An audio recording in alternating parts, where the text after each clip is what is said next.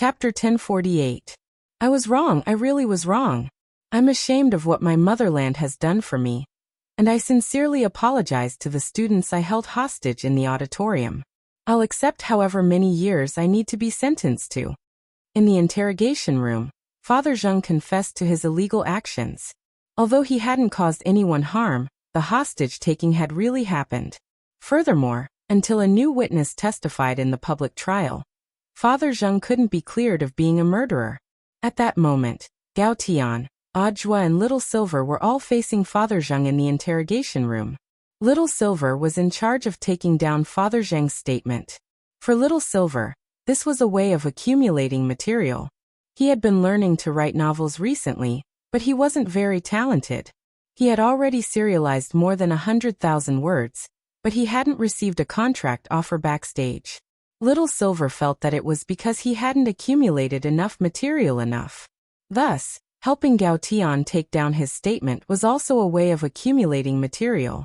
Gao Tian's and Ajua's interrogations were different. In order not to steal the credit, the two of them had a clear division of labor. Gao Tian only asked about the hostage-taking, while Ajua asked about the magic treasure plagiarism case. Did you take the auditorium hostage because of the plagiarism case 3 years ago? Gao Tian asked. Yes, I had to find out the truth about it. I wouldn't hesitate, no matter the price, Father Zheng replied, his hands shackled in spirit shackles. This was originally a treatment reserved for the old devil, but considering that Ajua had taken the blame in recent months, and that the realm of the wanted criminals who had been caught had gotten higher and higher, Wang Ling and Wang Ming decided to have the Research Institute mass-produce them. Spirit shackles had already become a standard in prison. If no new witness had appeared, would you still have done this? Gao Tian asked. Father Zheng thought for a while, then said hesitantly, It's hard to say. You should have taken legal action. That's the right way to go, Gao Tian said. But I really didn't have any other choice. I used online complaints and offline petitions, but nothing came of it in the end, because I didn't have any concrete evidence. As for the witnesses I wanted to find, they all died at the hands of others after I arrived. I didn't hurt anyone in this matter. Father Zheng said in full detail, including Lu Yi. At first, I just wanted to use magic to pull him out from behind the screen. In the end, when I passed through the screen, I suddenly realized that Lu Yi was already dead. Gao Tian nodded. He compared Father Zheng's confession with the evidence they had so far. Father Zheng's words were very credible. He could answer most of the questions in great detail. It was similar to the information the police had. It was just that Gao Tian and everyone else in the interrogation room was very concerned about one thing. Father Zheng's realm had increased abnormally. What's going on here? Explain to me how you managed to raise your cultivation so quickly. Don't tell me it's because of a fortuitous encounter. It's not, and you're not the main character. Gao Tian gazed at Father Zheng. It wasn't just Gao Tian who was curious about this matter. All the police officers who had been paying attention to this covert operation were actually very curious. I don't know if you believe me.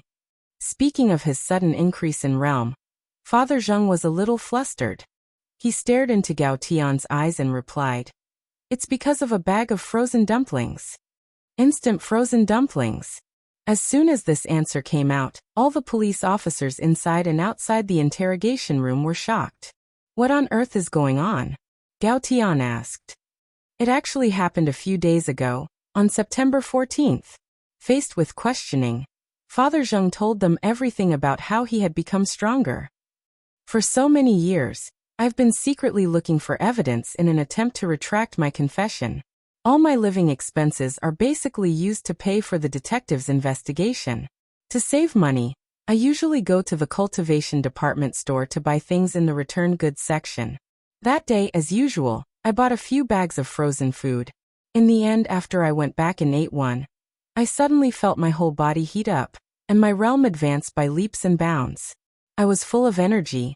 And then, my realm increased just like that. Gao Tian, Little Silver and Ajua all sucked in cold breaths of air when they heard this. That was right. There were no push-ups, no squats, and he didn't insist on not turning on the air conditioner on a hot summer day. It was all because of a bag of frozen dumplings that Father Zheng had advanced. The point was that this matched up with the information the police had. The information in Gao Tian's hands clearly stated that after Father Zheng had been detained, the police had found a bag of frozen dumplings in his rental apartment, which had already been eaten. Furthermore, it was confirmed that the dumplings had been bought from the store's returned goods section and had been sold at a 40% discount. Although it was hard to believe, Gao Tian completely believed Father Zheng's words. Not only did they have the information in their hands to testify, but the polygraph in the interrogation room hadn't detected anything unusual. This was a high-precision polygraph. As long as someone didn't answer the question truthfully, the polygraph would emit a beeping alarm. Of course, this alarm couldn't be played directly. The warning sound would continue to be transmitted through the earpieces hanging in the ears of Gao Tian, Ajwa and Little Silver in the interrogation room. Prisoners usually didn't know about the polygraph, which was to prevent prisoners from deliberately preparing answers in advance when they were being interrogated. Thus, Gao Tian and the other police officers were stunned. How could a bag of frozen dumplings be so powerful? F***K. What's the stuffing in these dumplings? Celery, pork, or mushroom? I'll eat them when I get back tonight. The police officers outside the interrogation room couldn't sit still anymore, especially Chief Zhao himself. He had been paying close attention to this case, and after learning the secret of Father Zheng's promotion, he was so excited that he almost jumped up. The reason why he hadn't been promoted wasn't just because his performance wasn't good enough, but also because he was stuck at a bottleneck in his realm. Chief Zhao had been stuck at the nascent soul stage for a very long time, and if he wanted to be transferred to a central core department like Huaxiu Alliance, he had to be at the soul formation stage or above. Gao Tian and Ajwa then whispered to each other, and decided to take Father Zheng for a checkup. If it really was because of those frozen dumplings, as long as they did a detailed test, they should be able to analyze the ingredients of the dumplings from Father Zheng's gastric juices. Alright, that's all for my questioning. Director Zhu was next.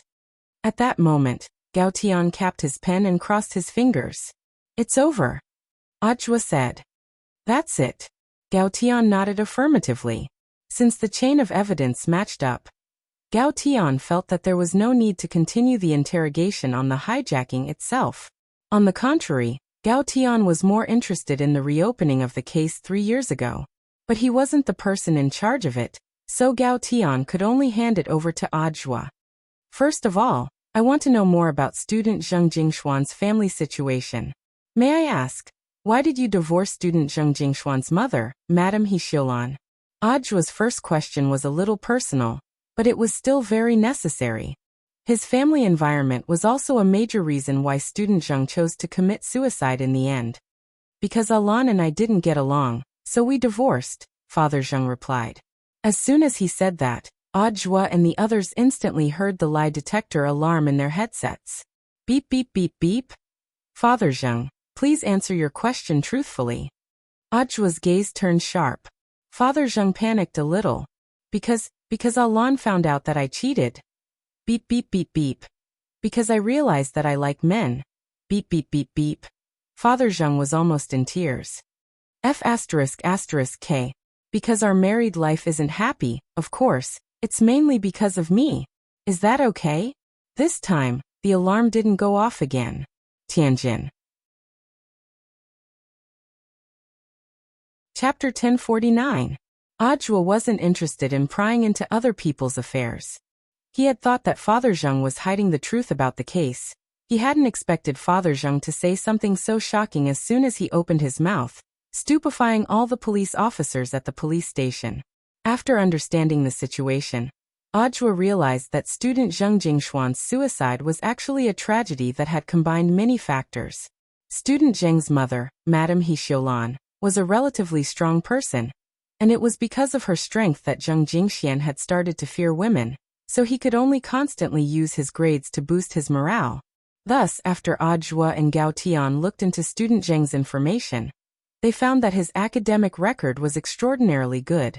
He was first in his grade in almost all the exams, and had won many competitions. It wasn't just the magic treasure design competition. Even the spirit sword driving competition, the elixir refining competition, and so on. Student Zheng had won first place with very outstanding results, standing out from his peers. Student Zheng became the focal point of the crowd. He enjoyed the feeling of being in the limelight, and it was precisely because of this habit that Student Zheng felt a kind of psychological pleasure. But all of this had happened too quickly. Student Zheng had been framed for plagiarism. It was his own design that had been stolen and then framed against him. The public opinion online put immense pressure on Student Zheng, and it was at that time that Zheng Tianqiang and He Xiulan agreed to a divorce, which directly led to this tragedy. Falling from the peak of his life to the bottom in one fell swoop, Zheng Jingxian completely lost himself. Perhaps in the last moment before he committed suicide, he instinctively found his last straw of hope, Lin Shiyao. He called Lin Shiyao to him, and using the excuse that he didn't want to be a burden on Lin Shiyao, he wrote something like a will. In order not to be a burden on Angel Capital, he drew a clear line between himself and Lin Shiyao, and then chose to commit suicide. After Zheng Jingshuan's death, Lin Shiyao sank into deep self-blame. She hated herself for being cowardly, for not pulling Zheng Jingxian out at the most critical moment, and instead started to doubt her boyfriend's behavior as the rumors spread. She also hated herself for being foolish, for actually not pulling Zheng Jingxian back to the other side at the last moment. She hated herself the most, but it was too late to say anything now. The dead couldn't be brought back to life. Zheng Jingshuan's death had been buried for 3 whole years along with the magic treasure plagiarism case from 3 years ago. As Father Zheng said, he had tried many normal channels to lodge a complaint, but the mastermind pulling the strings behind the scenes had left him powerless to breathe. Helpless, Father Zheng finally chose this path that seemed to be out of desperation. September 19th, the 36th day of the summer vacation. As for Father Zheng's hostage kidnapping case, and the magic treasure plagiarism case from 3 years ago, the Cultivation Police Bureau and the General Administration of 100 schools respectively filed public prosecutions in court. The Police Bureau requested that the hostage kidnapping case be charged, while the General Administration of 100 schools requested that the magic treasure plagiarism case be retried. This was a public trial, and all the people in the country, including many foreign netizens, were paying attention to this incident online. There were no empty seats in the auditorium. Apart from the media reporters, Zhou Dongya, the headmaster of Magic Treasure Development University, as well as other people involved in the plagiarism case from 3 years ago who were still alive, had been summoned to court by the police bureau. When Gao Tian brought Father Zheng to the defendant's seat in the courtroom with spirit shackles on his hands, he saw a familiar person. Student Fu Fuxing, who had accused Zheng Jingxian of plagiarism back then, was also sitting here. He was sitting in the second defendant's seat, and was probably going to appear in court as a defendant in the plagiarism case. At the same time, Student Fu Fuxing was probably the person who knew the most about the case from 3 years ago. But those who were at the core of the case were basically all dead. Father Zheng had resented Fu Fuxing before, but looking at it now, he thought that maybe Fu Fuxing really didn't know anything, and was just a pitiful person who had been used. Otherwise, why would Fu Fuxing be here alive? Songhai Intermediate Cultivation Court. The judge in charge of the trial this time was called Liang Xian, a middle-aged man with swept-back hair and a righteous expression. Since this case wasn't just about the hostage situation, there was also the possibility of overturning the verdict on the case from 3 years ago. Thus, the presiding judge, the judges, the jurors and the court clerk in charge of the case from 3 years ago had all voluntarily recused themselves to ensure that the case was fair and just. All rise. The court is now in session. There wasn't the slightest ripple on Liang Xian's face. He had been directly assigned by his superiors to take over this case. Because the 2 cases were being tried together, plus Father Zheng's actions to garner attention before the trial, this case had garnered a lot of attention in society. Liang Xian was well aware of the seriousness of the matter. The presiding judge and all the judges were there to crack down on those who broke the law and return the innocence of the innocent. The whole place was silent. After Chief Judge Liang took his seat, he hit the table with a crisp hammer, and the trial officially began. Defendant Zheng Tianqiang, on September 18, 4396, You hijacked a small auditorium at Songhai Magic Treasure Development University, and a total of 53 people were taken hostage. Although you didn't injure the hostages, you damaged the auditorium and other public facilities, and are guilty of hostage-taking. You are now being prosecuted for destroying public facilities and hostage-taking. Do you have any objections to the prosecution's conclusion? Asked Chief Judge Liang. No objections, replied Father Zheng from the defendant's stand. Chief Judge Liang nodded, then turned his gaze to the second defendant's stand.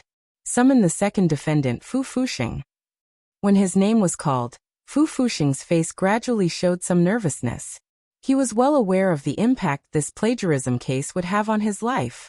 Even if he was one of Lu Yi's pawns, it was true that Lu Yi had stolen Zheng Jingshuan's magic treasure design from high school and given it to Fu Fuxing to compete in the competition. Furthermore, Fu Fuxing had also used that design, and after the incident, he had even reprimanded Zheng Jingxian for plagiarism. Now that the case had been dug up again, he would definitely be accused of fraud. Most importantly, Raven Studio would face a huge blow. At the time, Fu Fuxing didn't know that the design he had used hadn't come from Lu Yi. He had thought that Lu Yi was a talented person. He hadn't expected this guy to actually be a saint thief. Chief Judge Liang hit the gavel. Fu Fuxing, please guarantee the veracity of what you say next. If you are suspected of fraud, you can be convicted of perjury in court. Chief Judge, I swear that everything I say is true, Fu Fuxing said after taking a deep breath. May I ask if the design for the Magic Treasure Design competition 3 years ago was your original work? Asked Chief Judge Liang. Fu Fuxing thought for a bit, then raised his head and said resolutely, yes. There was an uproar at his words. Ajua, Little Silver and Gao Tian hadn't expected Fu Fuxing to actually choose to retract his statement at that moment. Tianjin. Chapter 1050.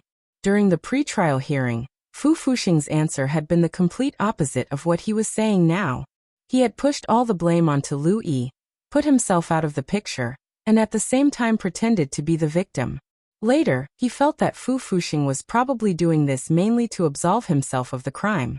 Now that things had developed to this point, it was questionable whether Raven Studio could continue to operate. Raven Studio was now at the critical stage of going public, and Fu Fuxing was unwilling to let his efforts go to waste just like that. The fame and wealth he had spent 3 years accumulating in the magic treasure design world might all come to an end with this trial. Thus Fu Fuxing was afraid. Given the current situation, it was already no longer a problem for Fu Fuxing to lose money, since he could earn it back. But he absolutely couldn't have a criminal record.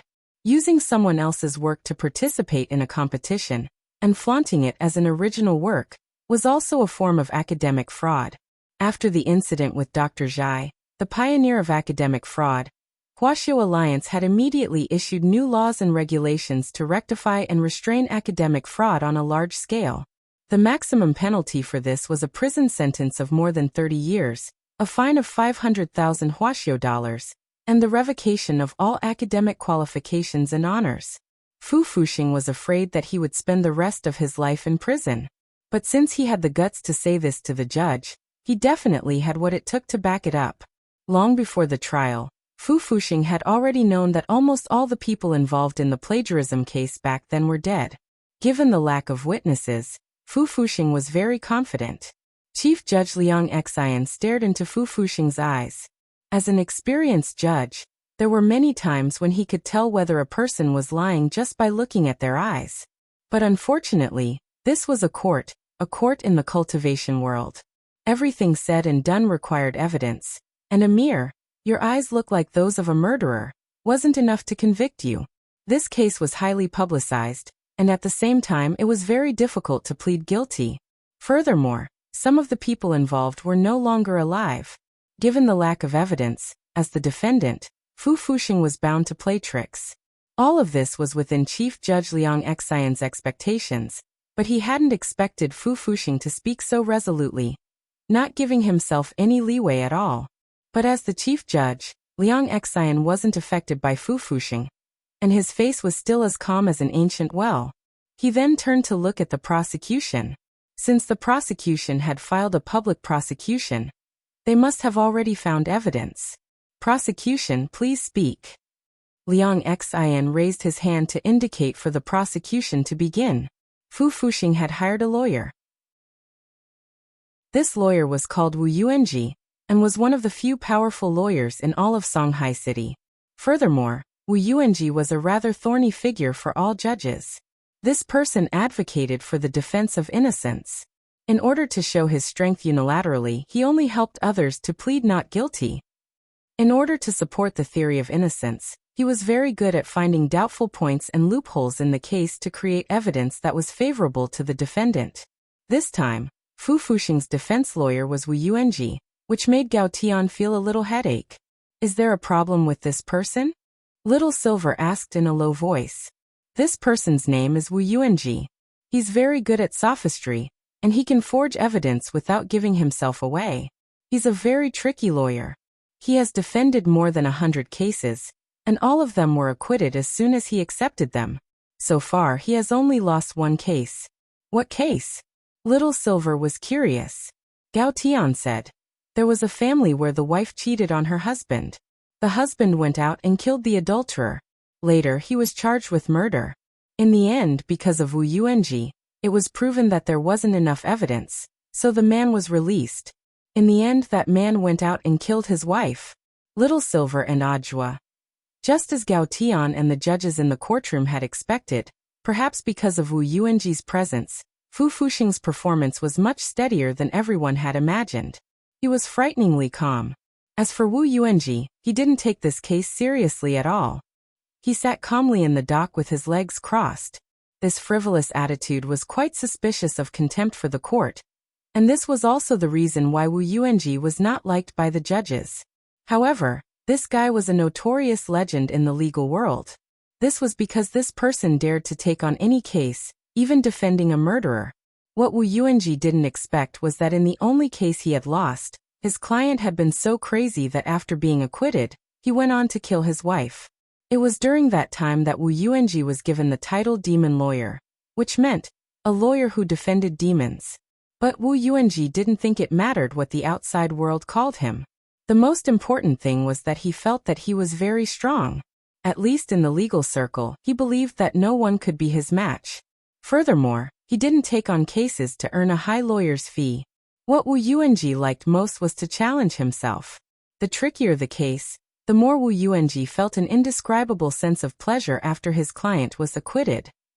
Was he a pervert? Perhaps Wu Yuanji did indeed have some psychological problems, but he was very satisfied with his title of Demon Lawyer.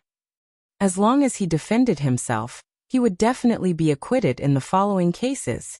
What was the most important thing in court? Wu Yuanji smiled every time he thought of this. That was right. The most important thing was evidence. But what if there was no evidence? Without any evidence, even a public prosecution would be useless. Hence, Wu Yuanji had long since gotten rid of the last person, Lu Yi, before the incident. He felt that his plan had been flawless and he hadn't left any flaws. That was right, Wu Yuanji had killed Lu Yi. But he had only killed Lu Yi. As for the other people who had died before Lu Yi, it wasn't Wu Yuanji who had done it. Wu Yuanji had just imitated that person's modus operandi and erased Lu Yi without leaving any evidence. Furthermore, he had pushed all the evidence against Father Zheng's head. Lu Yi was already dead. How else could this case be judged? What new evidence could the prosecution come up with? He smiled. At this moment, Gao Tian stood up and turned to the presiding judge, Liang Xin, and the members of the jury. He bowed deeply to them and said, "Presiding judge and members of the jury, I hereby request for a new witness to be brought forward." As soon as these words came out, everyone present fell into a deep shock. There was actually a witness. Chapter 1051. Everything had happened so suddenly that Wu Yuanji had not expected the prosecution to find a new witness. Under Fu Fuxing's equally surprised gaze, Wu Yuanji decisively protested, "Chief Judge, the plaintiff did not submit the information according to the rules before submitting the new witness. I apply for a temporary adjournment." It was not surprising that Wu Yuanji could make this request.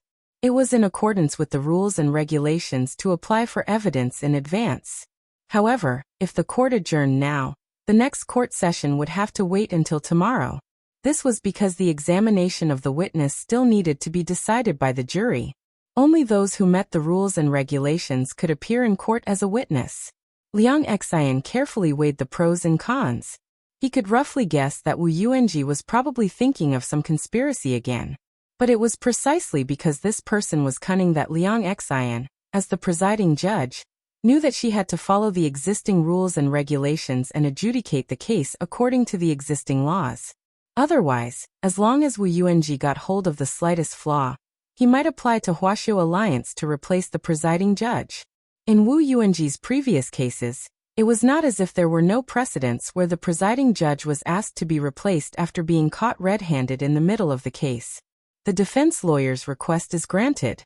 The public prosecution is requested to submit the witness information today for review in accordance with the rules and regulations. Therefore, after some consideration, Chief Judge Liang Xian finally agreed to Wu Yuanji's request. He slammed the gavel down, making a crisp sound. Court adjourned. To everyone's surprise, the court session lasted less than 10 minutes, but it was adjourned because of such an unexpected event. Now the whole internet was waiting to see the melon. No one had expected such a thing to happen. Netizens had different opinions about Liang Xian's decision. Some thought that Liang Xian was on Wu Yuanji's side, while others held the opposite opinion. They thought that Liang Xian, the presiding judge, was just following the rules and regulations. At the same time, Wang Ling was also watching the live online broadcast of the public trial. There were so many bullet messages on the screen that he was dazzled by them. In today's online environment, people didn't know who the other party was. The phenomenon of people attacking each other at the slightest disagreement had turned the bullet screens of major platforms into battlefields. Loopy Toad lay on Wang Ling's knee and watched the live stream with him. It was super envious of Little Silver, who could actually appear in court with Gao Tian as a member of the public prosecution.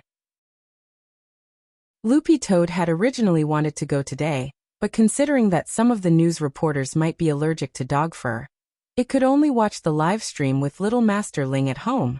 It was all because he hadn't cultivated into a human form. How great would it be if it could also transform into a human? Loopy Toad realized that after becoming a dog, it suddenly had a new goal. It decided that before Wang Ling graduated from high school, it would be able to cultivate a human form. Logically speaking, it wasn't difficult to cultivate a human form, but Loopy Toad's situation was a little special. It used to be a demon king of the demon race, and had later become a spirit beast thanks to Wang Ling's cultivation technique. Compared to other spirit beasts, Loopy Toad had more twists and turns on its path of cultivating a human form, as well as its gender and appearance. You'll be able to cultivate a human form. Wang Ling rubbed Loopy Toad's head, which numbed Dog 2 all over. For some reason, dogs and cats especially like to be touched by humans. Their chins or the part above their heads near their ears would often give them a comfortable feeling, and make them tremble all over. Loopy Toad didn't feel much at first, but it gradually realized. It seemed to have been assimilated. And the longer time passed, the more serious the assimilation seemed to be. For example, recently it had lost interest in fly-flavored dog food. It had actually fallen. Suddenly, Loopy Toad felt a pang in its heart. AI. It was all Wang Ling's fault for spoiling it so much that he could let it lie on his knees. What normal person could receive this kind of treatment? While the online bullet messages were discussing the adjournment, Wang Ling received a message from Audiobook. Shifu, as expected, the court has been adjourned. Everything is going according to plan. Loopy Toad looked at Audiobook's message and was blank. Everything was going according to plan? Of course it was. Because long before the court session, Wang Ling had already predicted that the lawyer who would be representing Fu Fuxing this time would be Wu Yuanji, who was known as the Devil's Lawyer. Wang Ling had also discussed countermeasures in private with Audiobook early on. It could be said that Wu Yuanji had already fallen into their trap, and the adjournment this time was within their expectations. Director Zhua, what should we do next? Gao Tian was also actively communicating with Audiobook after the first round of the court hearing. Putting down his phone, Audiobook said to Gao Tian, Let's stick to the original plan. Try to act as natural as possible, and don't alert the enemy. Wu Yuanji is very cunning. As Audjua and everyone else who knew Wu Yuanji thought, this devil's lawyer's greatest skill was to destroy and create evidence. What Audjua and the others were going to do next was very simple. They were going to grab hold of Wu Yuanji's weakness, and then make him disappear from the legal circle forever to avoid any future troubles. Elsewhere, Wu Yuanji felt a headache coming on when he heard that the prosecutors had found a new witness. In the detention center, Wu Yuanji met with Fu Fuxing as his defense lawyer. Fu Fuxing was agitated as he gnashed his teeth. What's going on? Isn't Lu Yi already? Keep your voice down. Wu Yuanji rolled his eyes at Fu Fuxing. Lu Yi is indeed dead. I didn't expect them to find another witness. But it's fine. In any case, I can win the case. It's just a little more trouble for me. You have a solution? Fu Fuxing's eyes lit up, then darkened as he looked at Wu Yuanji. You should be well aware of my request. My request is to prove my innocence. Not only do I have to prove my innocence, I also have to protect my reputation. Reputation? Wu Yuanji laughed. He moved his face very close and stared into Fu Fuxing's angry eyes through the glass. From the moment you asked me to be your defense lawyer, what reputation do you have left? I want you to pay me double the original legal fees, which is 100 million yuan. Otherwise, I'll have to ask you to find someone better. You. Fu Fuxing was speechless. I advise you to think clearly. Is your life and freedom more important, or money and reputation more important? You can weigh the pros and cons before telling me. You devil. I hope you understand that up until now, only I, the devil, can help you win this case. Speaking up to this point, Wu Yuanji curled his lips and smiled wickedly. As long as you understand, I will take action tonight. With that, Wu Yuanji slit his throat. Can you ensure that it's done cleanly? Of course it's clean. I'm already very familiar with these methods. Okay, I promise you. In the end, Fu Fuxing replied. But they didn't know that their entire meeting this time was under Gao Tian's surveillance. They actually wanted to murder a witness? Gao Tian could only use a popular phrase to describe the despicable behavior of these two people, making people spit out rice. Chapter 1052. Wu Yuanji must have had his own special intelligence network to be able to dominate the lawyer circle for so long. He had a group of spies under him who collected all kinds of information for him. Many of these people were criminals who had been prosecuted for the death penalty. Wu Yuanji acted as a defense lawyer for this group of people and finally ruled them innocent. Later, these people followed Wu Yuanji loyally and became Wu Yuanji's loyal intelligence personnel. Of course, the reason why Wu Yuanji chose to defend this group of people for free was not because he was kind, but because he liked their talent. The reason why Wu Yuanji's defense was so smooth was purely because this was a group of highly intelligent criminals. When they committed the crime, they would not leave too many traces. This also gave Wu Yuanji enough space to defend himself. Destroying evidence and turning the unreasonable into reasonable was the first rule of Wu Yuanji's defense. After negotiating the price with Fu Fuxing, Wu Yuanji began to investigate the new witness, and soon a document appeared on the desk of Wu Yuanji's law firm. Wu Yuanji originally thought it would take a long time. The witness's information was in the files of the police general office, and it didn't seem easy to hack into it. But now it seemed that his intelligence agent's skills had improved again. Seeing the document, Wu Yuanji was in a good mood. He had originally expected the document to be submitted at night, so he only needed to use the early morning to get rid of the witness. But the speed now exceeded Wu Yuanji's expectations. The sooner he got rid of the witness, the better it would be for Wu Yuanji, and at the same time, it would reassure his client. Fu Fuxing had spent 200 million in legal fees here, so he could be considered a big client. Little Liang. Wu Yuanji repeated the name on the document. There was no photo or home address in the document. Perhaps to protect the privacy of the important witness, these important information weren't recorded. Therefore, the only information Wu Yuanji obtained was the witness's name, Little Liang. And judging from the name, Wu Yuanji guessed that it should be a girl's name. Is that all? Wu Yuanji looked up at a young man sitting in the office. This young man was thin, and was also one of the people Wu Yuanji had saved. The young man shrugged and nodded helplessly. That's all. The other party might be prepared. Therefore, he did not know the detailed information. I also checked Zheng Jingshuan's social connections, and there's no one named Little Liang around him. Maybe he's a neighbor or a passerby. Neighbors and passersby? Wu Yuanji scratched his head and suddenly felt his scalp itch. Zheng Jingxian had committed suicide in a secret room, and so had Lu Yi and the other important insiders. How could any passersby or neighbors have seen this? Based on these conditions, Wu Yuanji thought of a possibility. Could it be perjury? In order to prove that Fu Fuxing was guilty, the prosecution deliberately created a new witness. It was not impossible. But if there was, and if he managed to get hold of the key evidence, the prosecution would definitely lose this case. Wu Yuanji frowned. No matter what, he still needed to personally verify this matter. Wu Yuanji got up. He had already decided to assassinate this Miss Little Liang. Although he wasn't sure where she was right now, since she was an important witness who would appear in court tomorrow, Wu Yuanji was certain that she was most likely in the important witness protection room at the police headquarters. The room was heavily guarded, and it clearly wouldn't be easy to break in.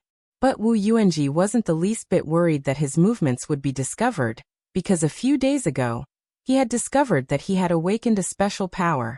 It was this power that allowed Wu Yuanji's body to transform into a ray of light and shuttle between screens, allowing the assassination to be carried out invisibly.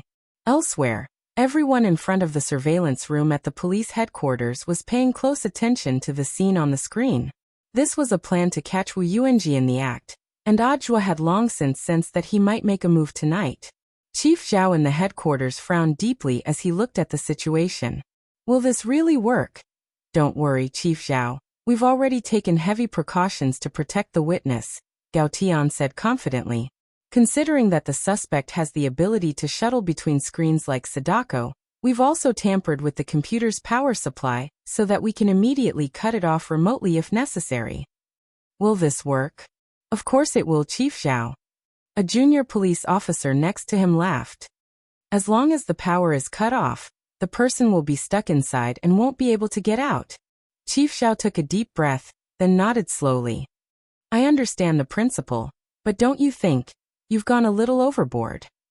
This is to protect the witness. How can it not be overboard? Besides, Miss Little Liang is just a 2-year-old girl. It's perfectly legal and reasonable for us to protect her. Reporting Chief Zhao, Captain Gao, Director Zhua. There's movement. What's going on? We've already detected abnormal intrusive fluctuations through technical means. We suspect that the other party has already infiltrated the network. If you had this kind of technology, why didn't you use it earlier? These are very unusual fluctuations. We need to test them and take precautions, otherwise it'll be difficult to detect them with normal technical means. The technician wiped at his sweat. He was already a veteran technician with decades of experience, but this was the first time he had seen such abnormal fluctuations. They were even more subtle and difficult to detect than the fluctuations when the gate between worlds had descended, but there was a huge danger hidden within. This is the first time I've seen such fluctuations. They're full of concealment and murderous intent. And they're moving extremely fast, close to the speed of light.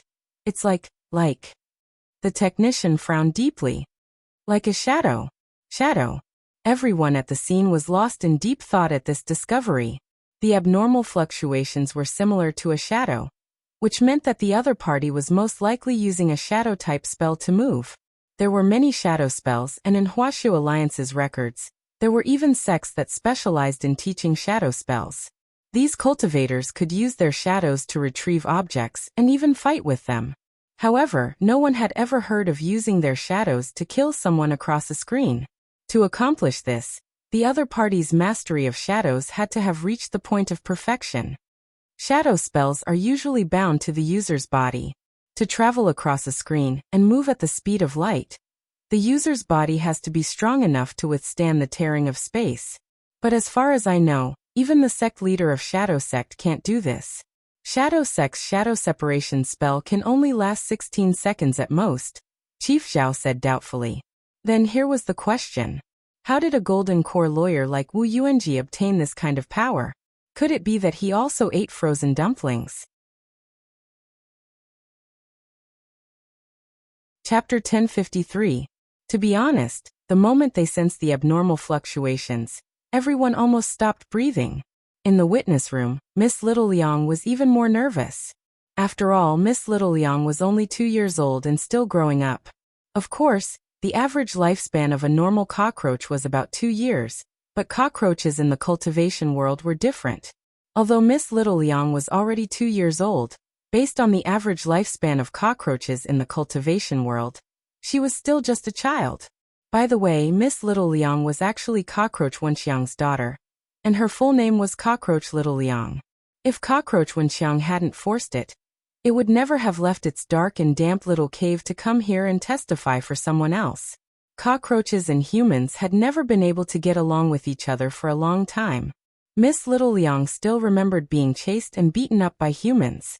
In fact, the cockroach race had always been very timid, but humans still viewed them as a thorn in their side, and would kill them as soon as they saw any trace of them. Not all cockroaches like to live in dirty places like the sewers. Nowadays, more and more cockroaches were beginning to pursue a materialistic life. Cockroaches in the cultivation world could even voluntarily decompose all kinds of harmful garbage for cultivators. All living things were equal and in an endless cycle. The creatures at the top and the creatures at the bottom formed a cycle of their own. However, it was a pity that not everyone understood this logic. In the witness protection room, Miss Little Liang was a little apprehensive. Just then, a suffocating murderous aura came from the computer screen in Miss Little Liang's room.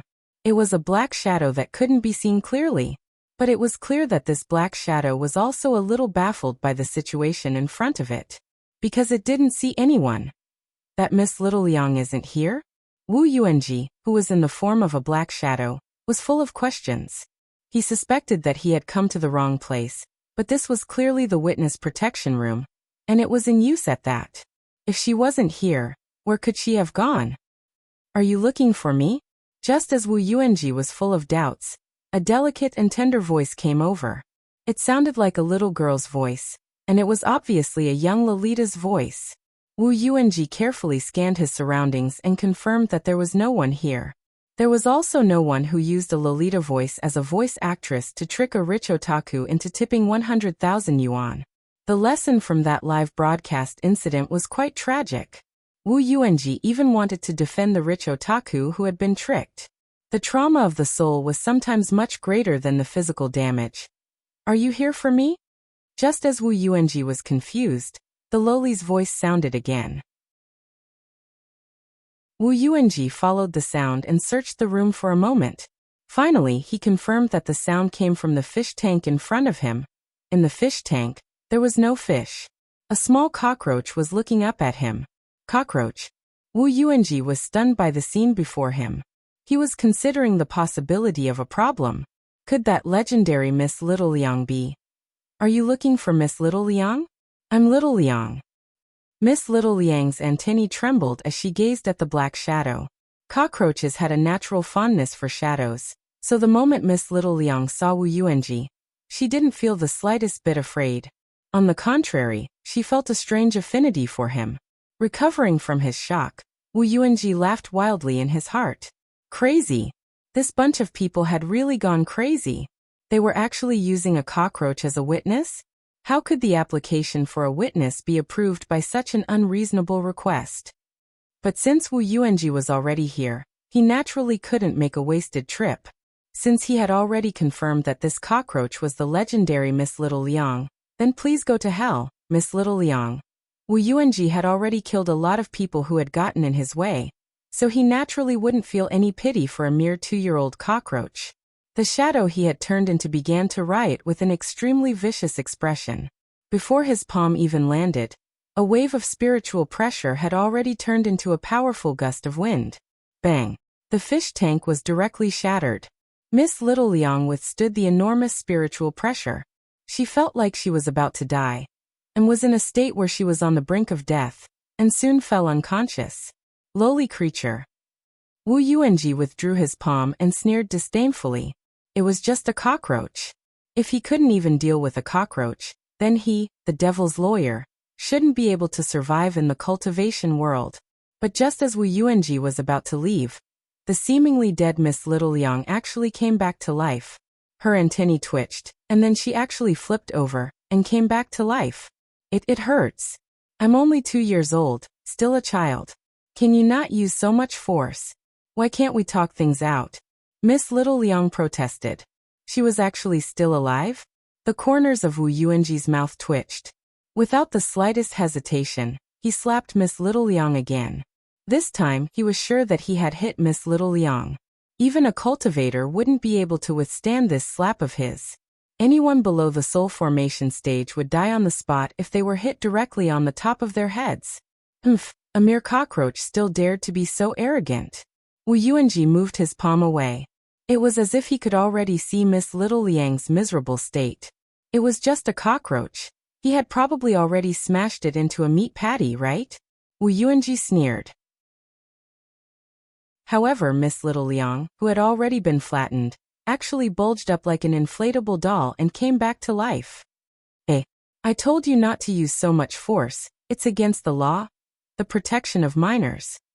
Miss Little Liang protested. Wu Yuanji was alarmed by such a tenacious vitality. So the undying cockroach's telepathic message was true? Were cockroaches really unkillable creatures? Wu Yuanji clutched his head. He felt like his worldview was about to collapse. But the truth was that only Miss Little Liang had such a strong vitality, because she was the descendant of cockroach Wenxiang. And what kind of cockroach was cockroach Wenxiang?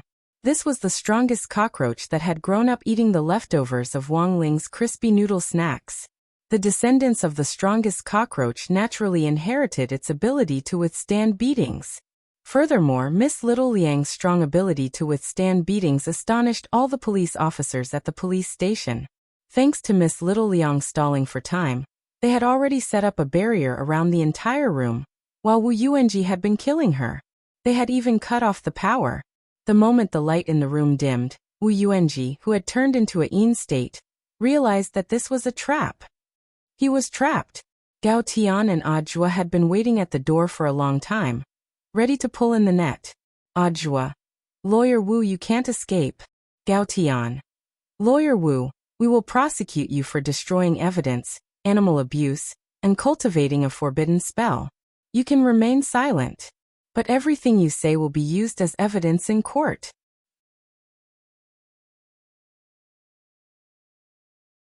Chapter 1054. On the other side, Fu Fuxing was still waiting in the detention center. Instead of good news, he received the news that Wu Yuanji had been caught alive on the spot. Fu Fuxing instantly felt all his hopes turn to dust. According to the police officers in the detention center, Fu Fuxing's hair had turned a lot white that night. Wu Yuanji had also been put in spirit shackles, and his shadow form had been removed on the spot. When Gao Tian asked Wu Yuanji how he could display such power, Wu Yuanji's answer shocked everyone present. Frozen dumplings. I ate a bag of frozen dumplings, Wu Yuanji said. Frozen dumplings again? Chief Zhao's eyes widened. After hearing Zheng Tianxiang's confession, he had gone to buy a bag that night. And it was broccoli-flavored frozen dumplings produced by the Office of Strategic Deception. This bag of frozen dumplings was more expensive than broccoli produced by the Office of Strategic Deception. You might as well buy some broccoli and mash it up to make your own dumplings. What's the filling of the dumplings? Even Gao Tian couldn't help being curious. Sanxian. I remember its infant formula, nutritious dumplings for pregnant women, said Wu Yuanji. Why are you eating this? Are you pregnant? Little Silver had a surprised look on his face. My firm also needs to support people. I bought these frozen dumplings in the returned goods section, and they were cheap. Returned goods section again. Gao Tian lowered his head in thought. Returned goods section, frozen dumplings, and nutritious dumplings for pregnant women. The basic information was exactly the same as what Father Zhang had confessed back then. Could it be that some manufacturer had experimented with these frozen dumplings and added illegal drugs? Gao Tian thought of one possibility. It was everyone's responsibility to investigate drugs and illicit drugs, which was something that people all over the world should be responsible for and concerned about. How many families had been destroyed because of these drugs and illicit drugs, and how many anti-drug police officers had been sacrificed on the front lines because of these hateful drug dealers.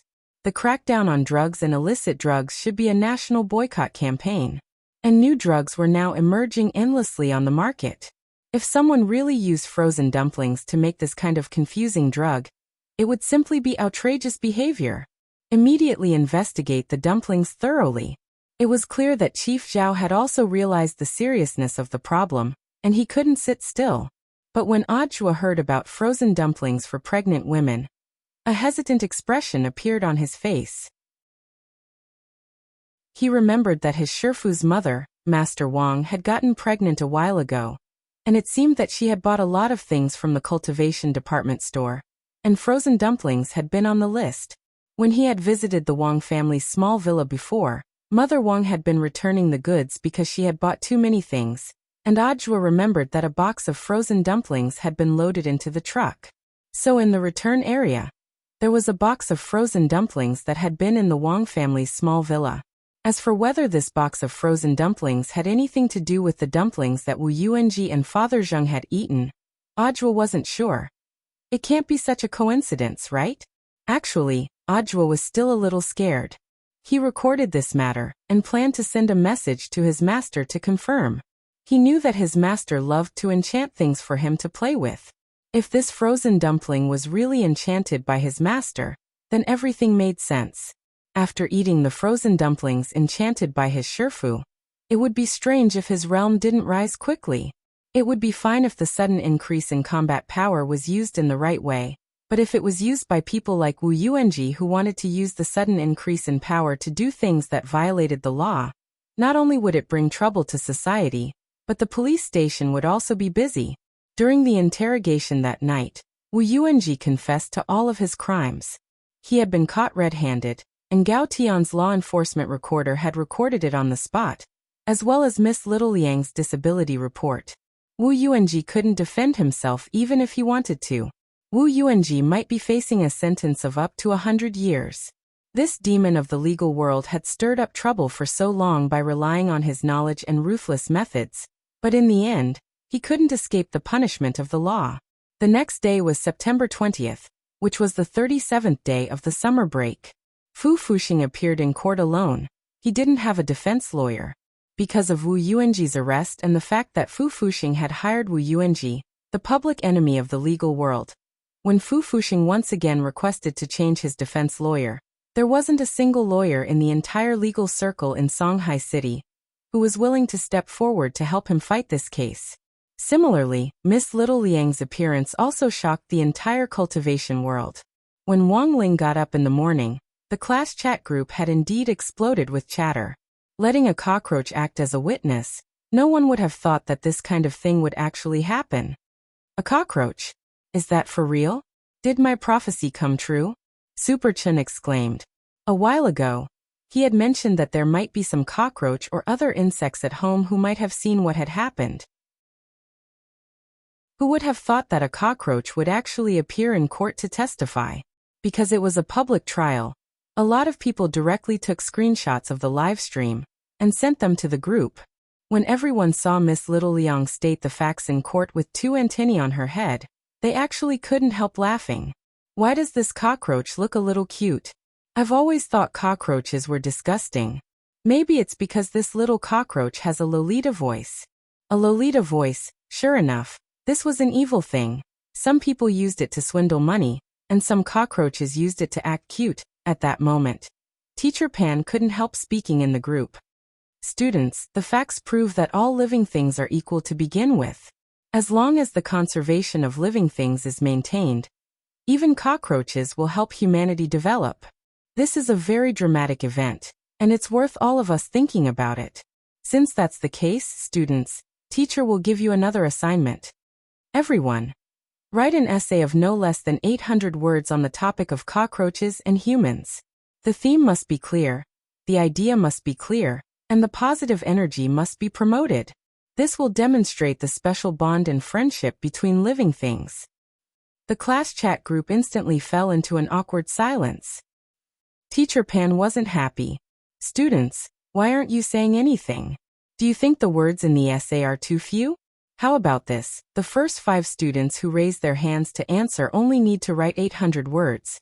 And the rest of you must write at least 2,000 words. Seeing this, Wang Ling instantly replied with an ellipsis. Very good, congratulations to the first person to write an 800-word essay. Student Wang Ling. Teacher Pan nodded in satisfaction. F***K. Wang Ling, I knew you were spying on us. I've never seen your hand speed so fast before. Superchin couldn't help ridiculing.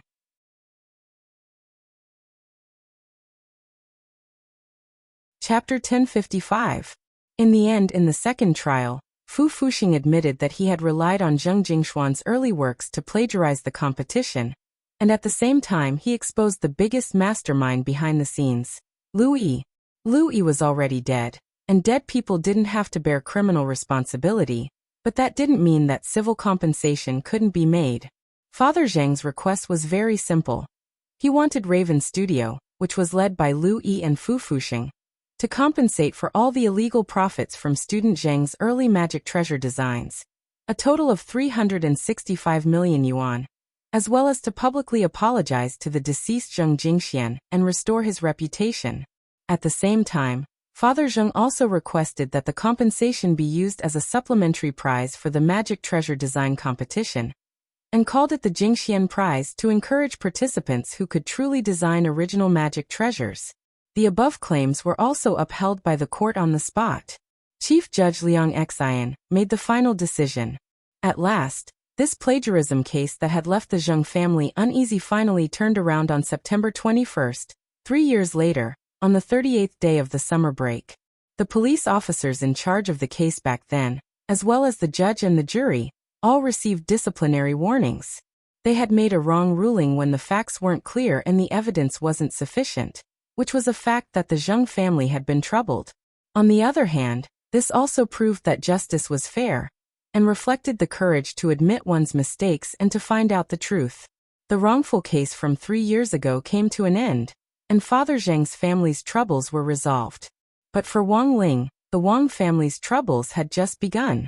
He received a text message from Ajua. It was about the frozen dumplings that Father Zheng and that demon lawyer Wu Yuanji had both mentioned. Because Chief Zhao, the head of the General Police Department, suspected that someone had disguised the dumpling fillings with drugs, he was paying a lot of attention to the origin of the frozen dumplings. Wang Ling couldn't help but raise his guard. What was certain at the moment was that Mother Wang had indeed bought frozen dumplings suitable for pregnant women a while ago, but because it had been an impulsive purchase, she had later returned some of the goods when she came to her senses. This included the box of frozen dumplings. Wang Ling's great enchantment spell had the power to turn something rotten into something magical.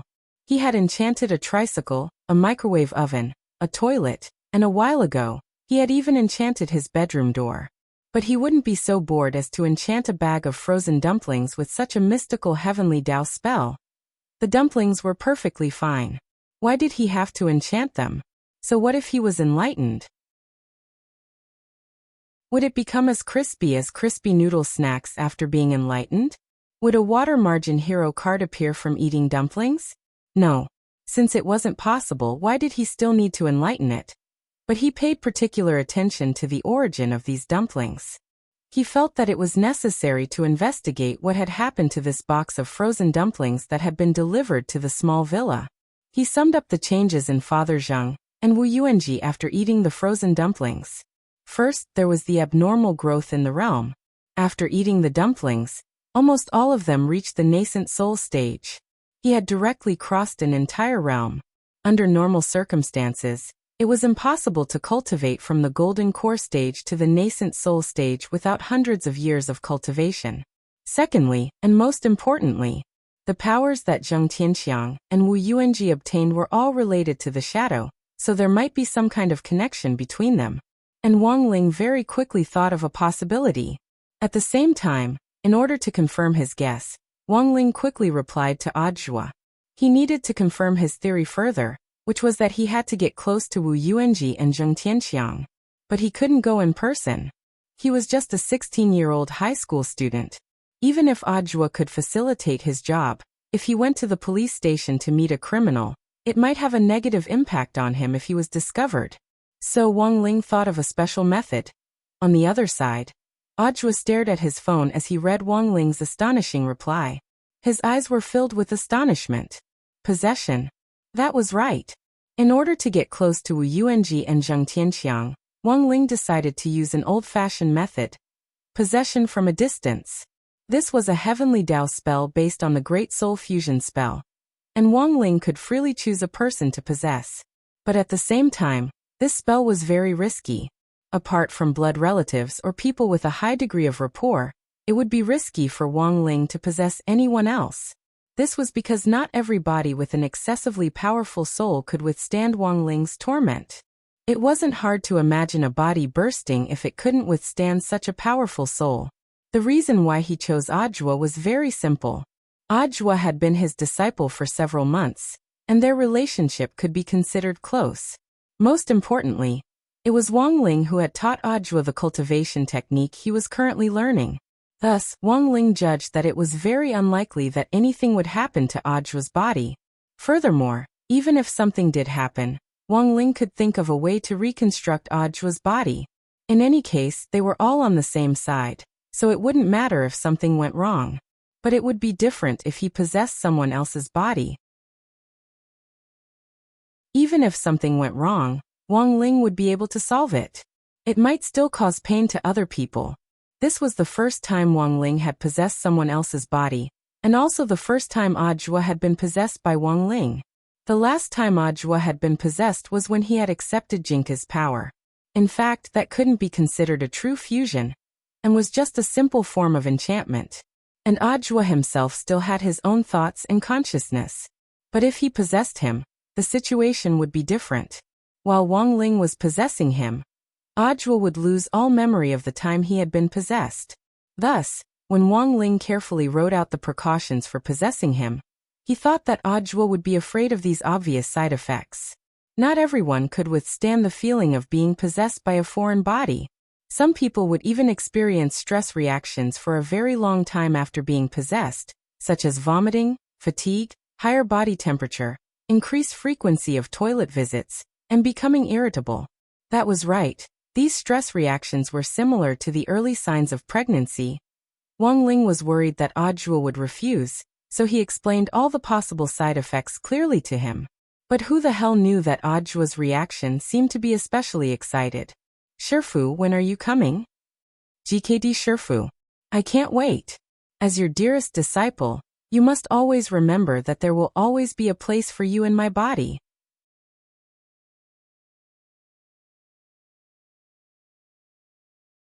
Chapter 1056. The matter of the magic treasure design case had come to an end, but that didn't mean that Ajwa's task was over. The Black Shadow Army that had escaped in the Palace of Mirrors was now his primary target to investigate and track down. Huaxiao Alliance had secretly handed this task over to the Office of Strategic Deception, and Ajwa was the chief commander representing the Office of Strategic Deception in searching for clues about the Black Shadow Army. This organization was far more cunning than Ajwa had imagined. Little Silver and Loopy Toad had been working together to search for the aura of the Black Shadow Army recently, but to no avail. Even the Lord and Lady of the Castle of the Office of Strategic Deception's Intelligence Department hadn't been able to intercept any valuable clues. It was very obvious that this Black Shadow Army had a strict management system to prevent internal information from being accidentally leaked. This was a very tightly managed organization, and behind such a strict management system, there had to be a huge unspeakable secret. At that moment, Wang Ling was attached to Ajwa's body, while his real body was in standby mode. In standby mode, it was as if Wang Ling had been implanted with an AI system to do some of the things he usually did, which was a little similar to an intelligent takeover state.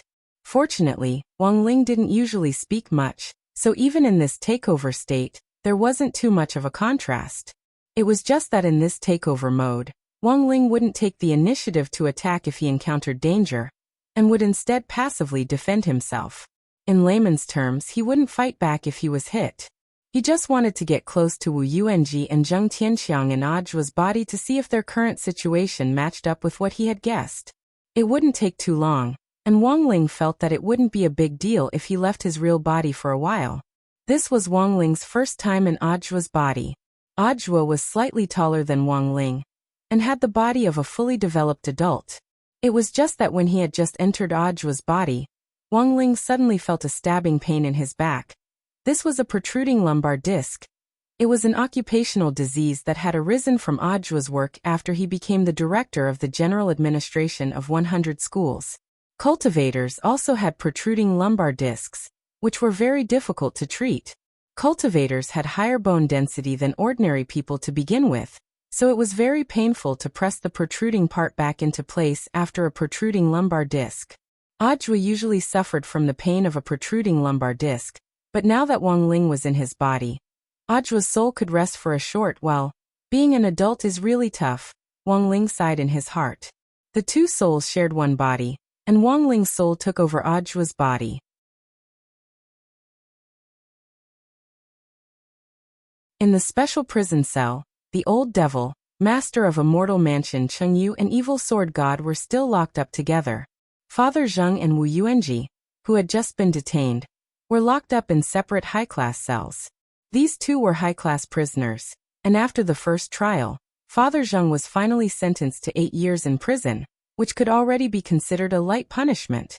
Furthermore, Father Zheng's repentance was pretty good, and he and Wu Yuanji were locked up separately, so the conditions around them weren't too bad. As for Wu Yuanji, he was very miserable. Although it was also a high-class cell, Wu Yuanji's cell was heavily guarded. This devil's lawyer had once relied on his own strength to free a lot of prisoners who had originally been facing heavy sentences. The prison guards of Songhai First Prison had held a deep grudge against Wu Yuanji in those years. Now that Wu Yuanji had been arrested, he would naturally receive some special preferential treatment. Wu Yuanji. A prison guard walked into Wu Yuanji's cell.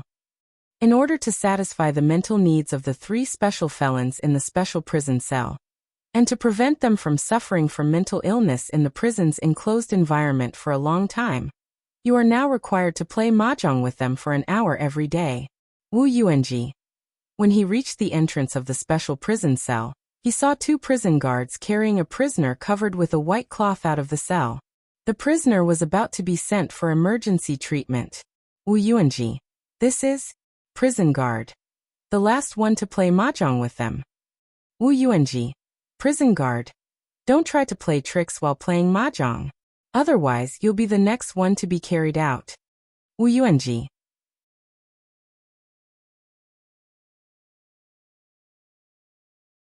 Chapter 1057.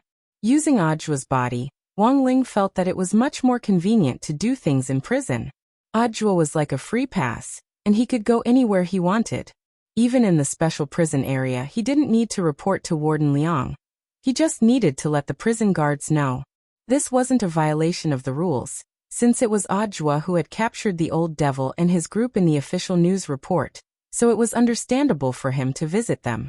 Wang Ling decided to go see Father Zheng first. Father Zheng was naturally in a very good mood now that his grievances had been cleared. Even if he had to go to jail, he would accept it. The prison had already prepared a job for Father Zheng.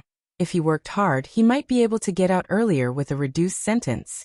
Wang Ling met Father Zheng in a factory inside the prison, where he was pouring talisman paper pulp into a machine. This was a talisman factory, and Father Zheng and his fellow prisoners were working on producing talisman paper for drawing talismans. Talismans were a necessity in the cultivation world, and billions of talisman paper were consumed every day. Most of these were cleaning talismans or purification talismans and so on, which were used to keep the city clean and filter out poisonous particles in the air, in order to restore freshness to the city and give the citizens a blue sky.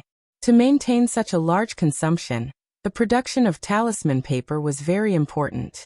Thus, 90% of the talisman paper consumed every day was basically produced by prisoners working day and night in various prisons across the country. Talismans like the cleaning talisman were relatively cheap to make, and didn't need to be made of very good paper. It was best to reduce costs and maintain the environment. If they used a large processing plant to import high-grade talisman paper instead, it would be like killing a chicken with a butcher's knife.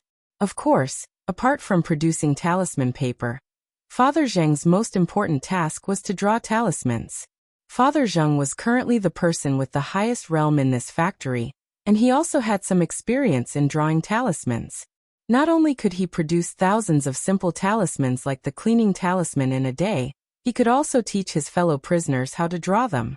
This way, the prison wouldn't have to hire someone to draw them, and would save a lot of money. Father Zheng's move not only saved the prison money, it could also be considered a way for his fellow prisoners to make a living. After they got out of prison, they definitely wouldn't be jobless. As long as they could draw cleaning talismans, they could join a talisman processing company to make money.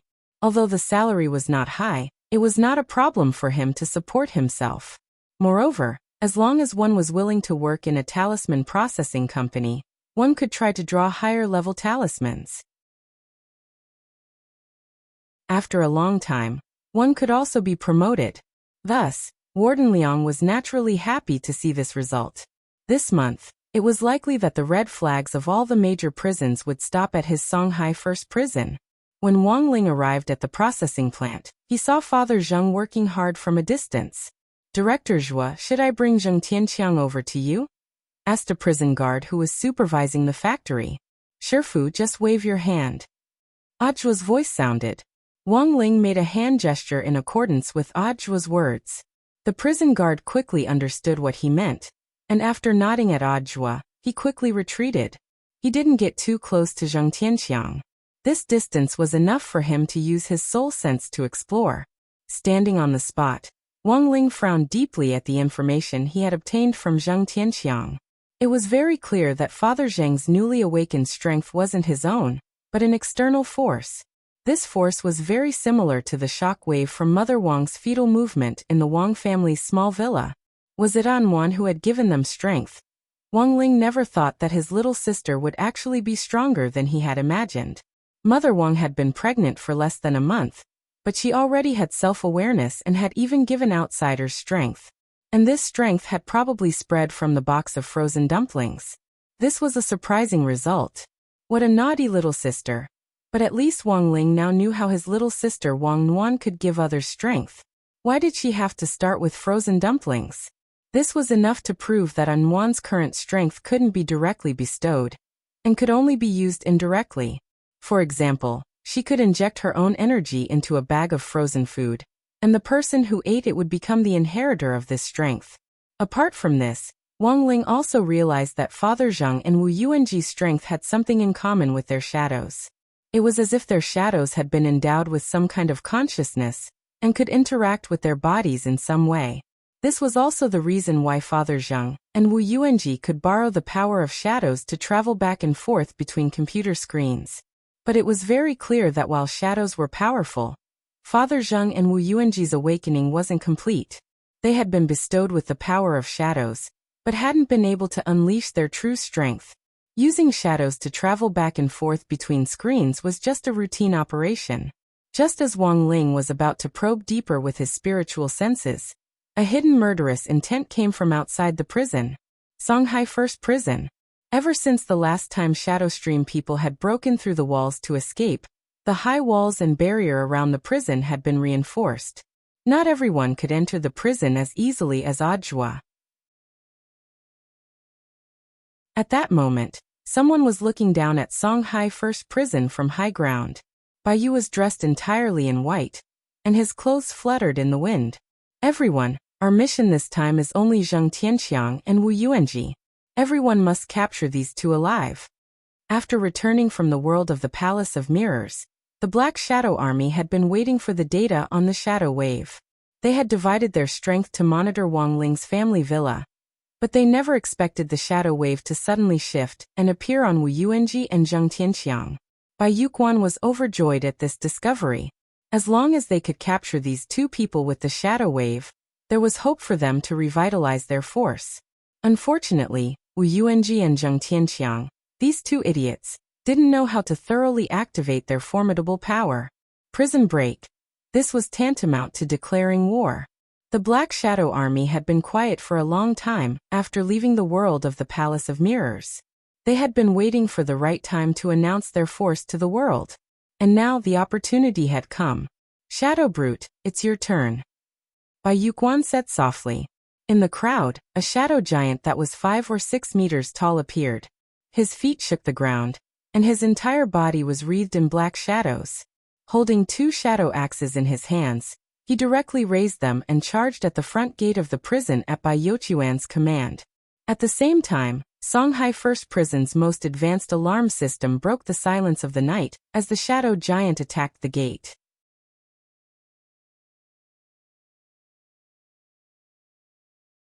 Chapter 1058.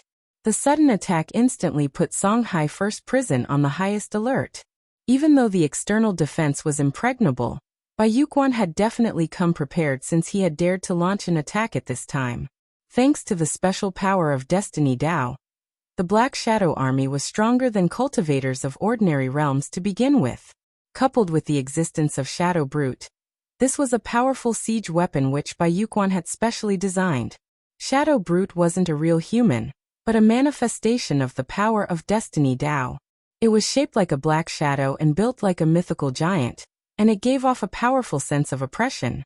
Under the cover of the black shadow, a chilly wind blew in the face, stirring up the clouds and wind.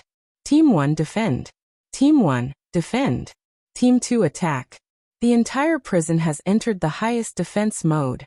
Close the cages. Prevent the prisoners from escaping. It had happened suddenly, but fortunately, under Warden Liang's guidance, Songhai First Prison had already taken the appropriate precautions.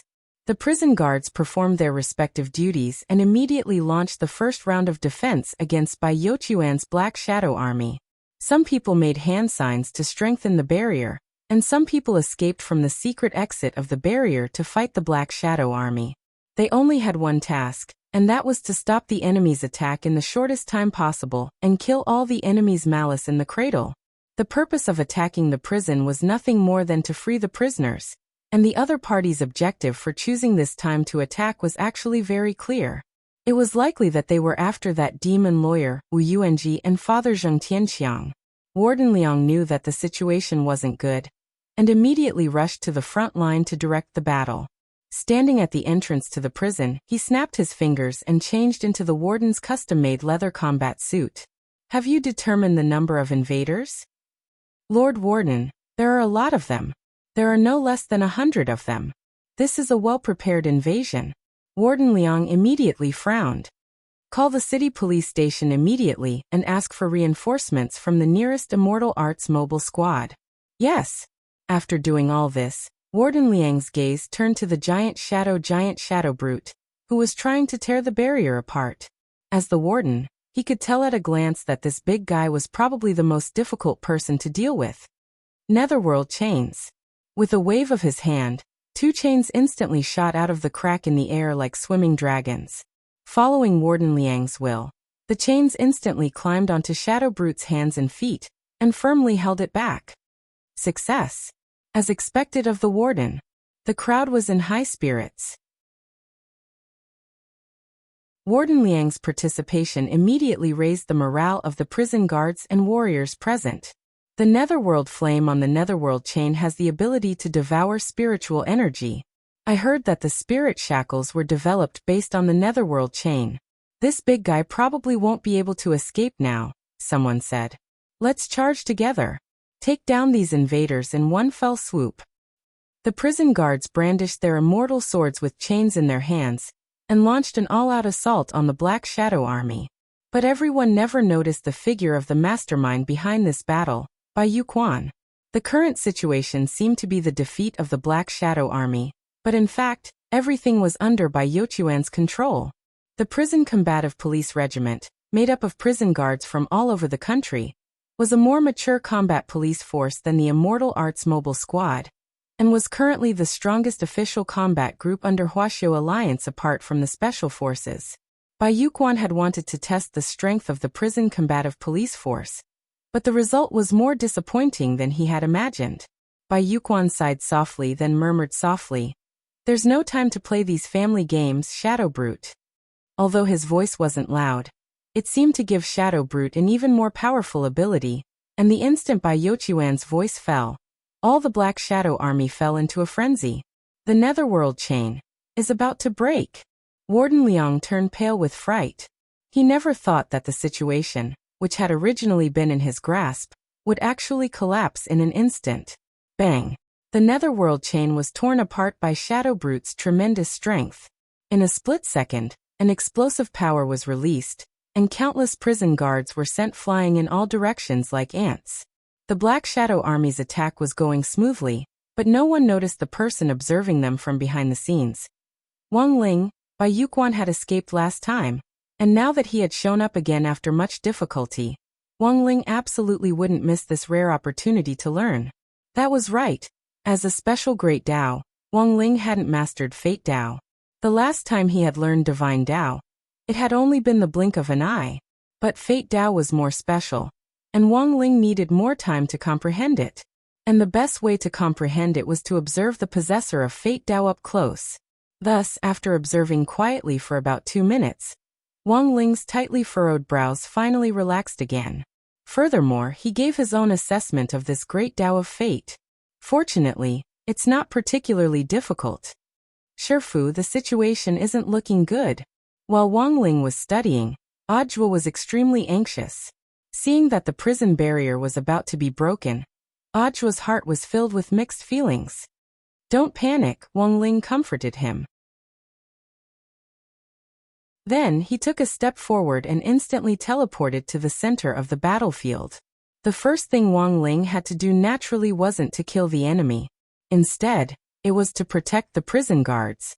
Fortunately, he had learned Fate Dao quickly. Although the prison guards were at a disadvantage, it wasn't an irremediable situation yet.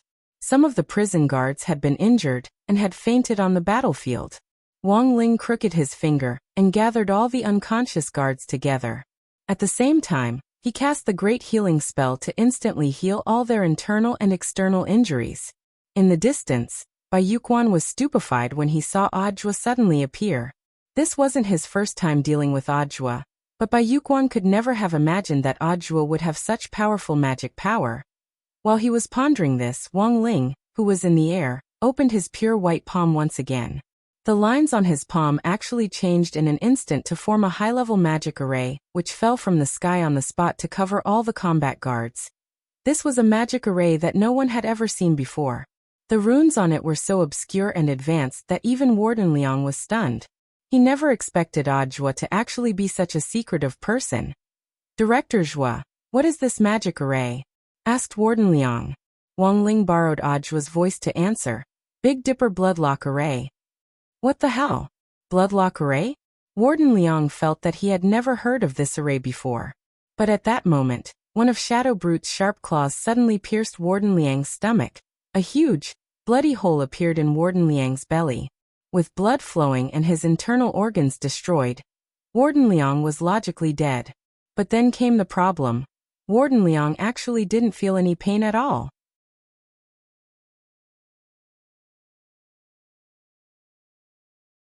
Chapter 1059. The Big Dipper Bloodlock Array. It was one of the branches of the Great Bloodlock spell, one of the 30,000 heavenly Dao that Wang Ling had mastered.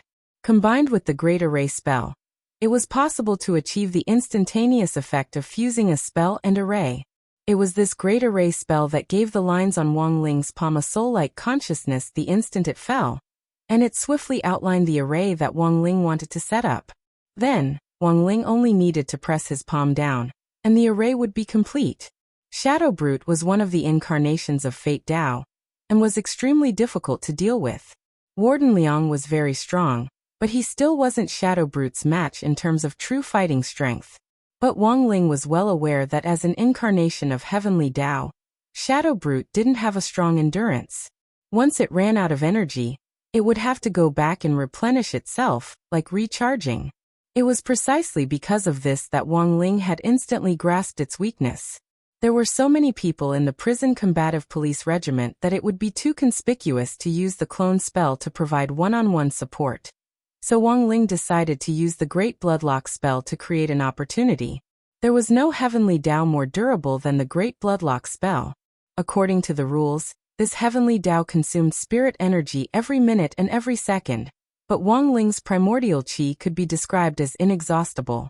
In the end, there were very few freaks like Wang Ling in this world who could ignore energy consumption.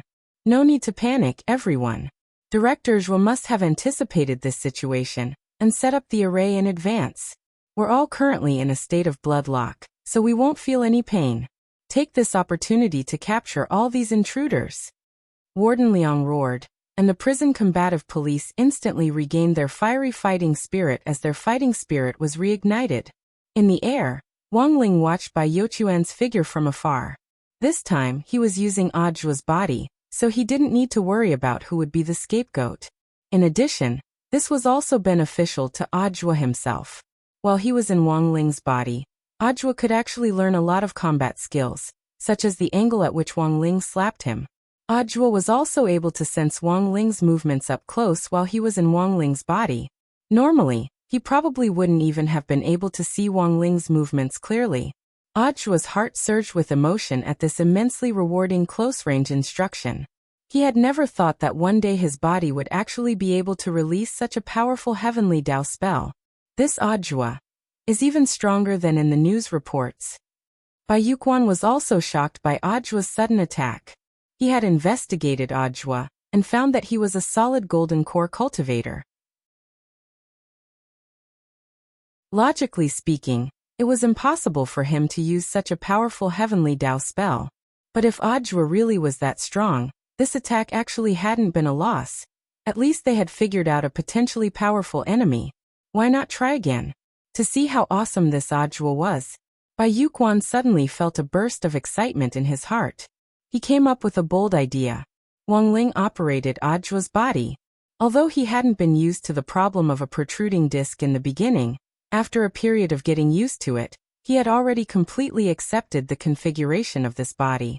Although it was a far cry from his own body, in any case, this was his disciple's body, and it wasn't as bad as he had imagined. King's eye. Wang Ling raised his fingers and drew a line across his pupil. In a flash, his left eye turned fiery red, and even his pupil split into a three-petaled golden flower. Wang Ling was worried that Zhuo's body wouldn't be able to withstand the full power of the king's eye, so he only used half of its power. But even half was already fierce enough. Qi. In the air, Wang Ling turned into a beam of golden light as he charged at Bai Youquan.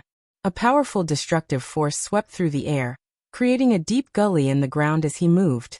Bai Youquan's eyes twitched at such a powerful destructive force.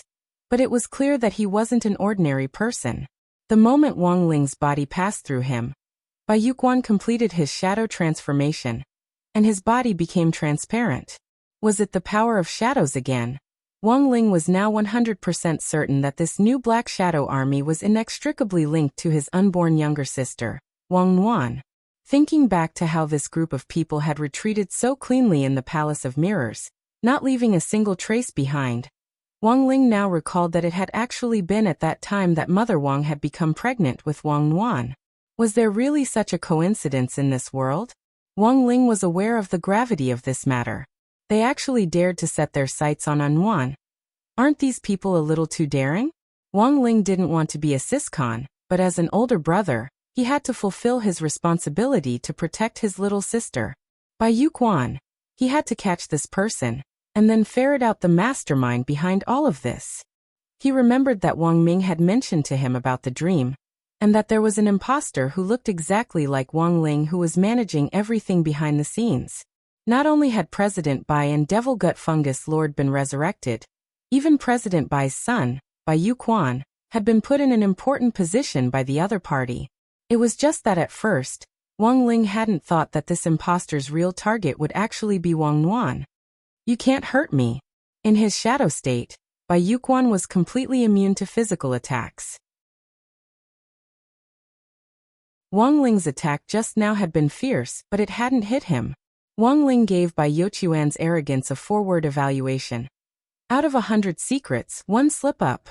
When Bai Youquan came back to his senses, he was astonished to find that a mark had been placed on his soul at some point in time. The physical attack just now had just been a feint. From the very beginning, Wang Ling had been aiming for his soul. The King's Eye Soul Lock. No matter how far you ran, As long as Wang Ling willed it, he could instantly capture the soul shackler and detain him. Even the old devil and evil sword god back then hadn't received this kind of treatment. Wang Ling was too afraid that the other party would run away just like that. And if he let the other party escape this time, who knew when he would get another chance?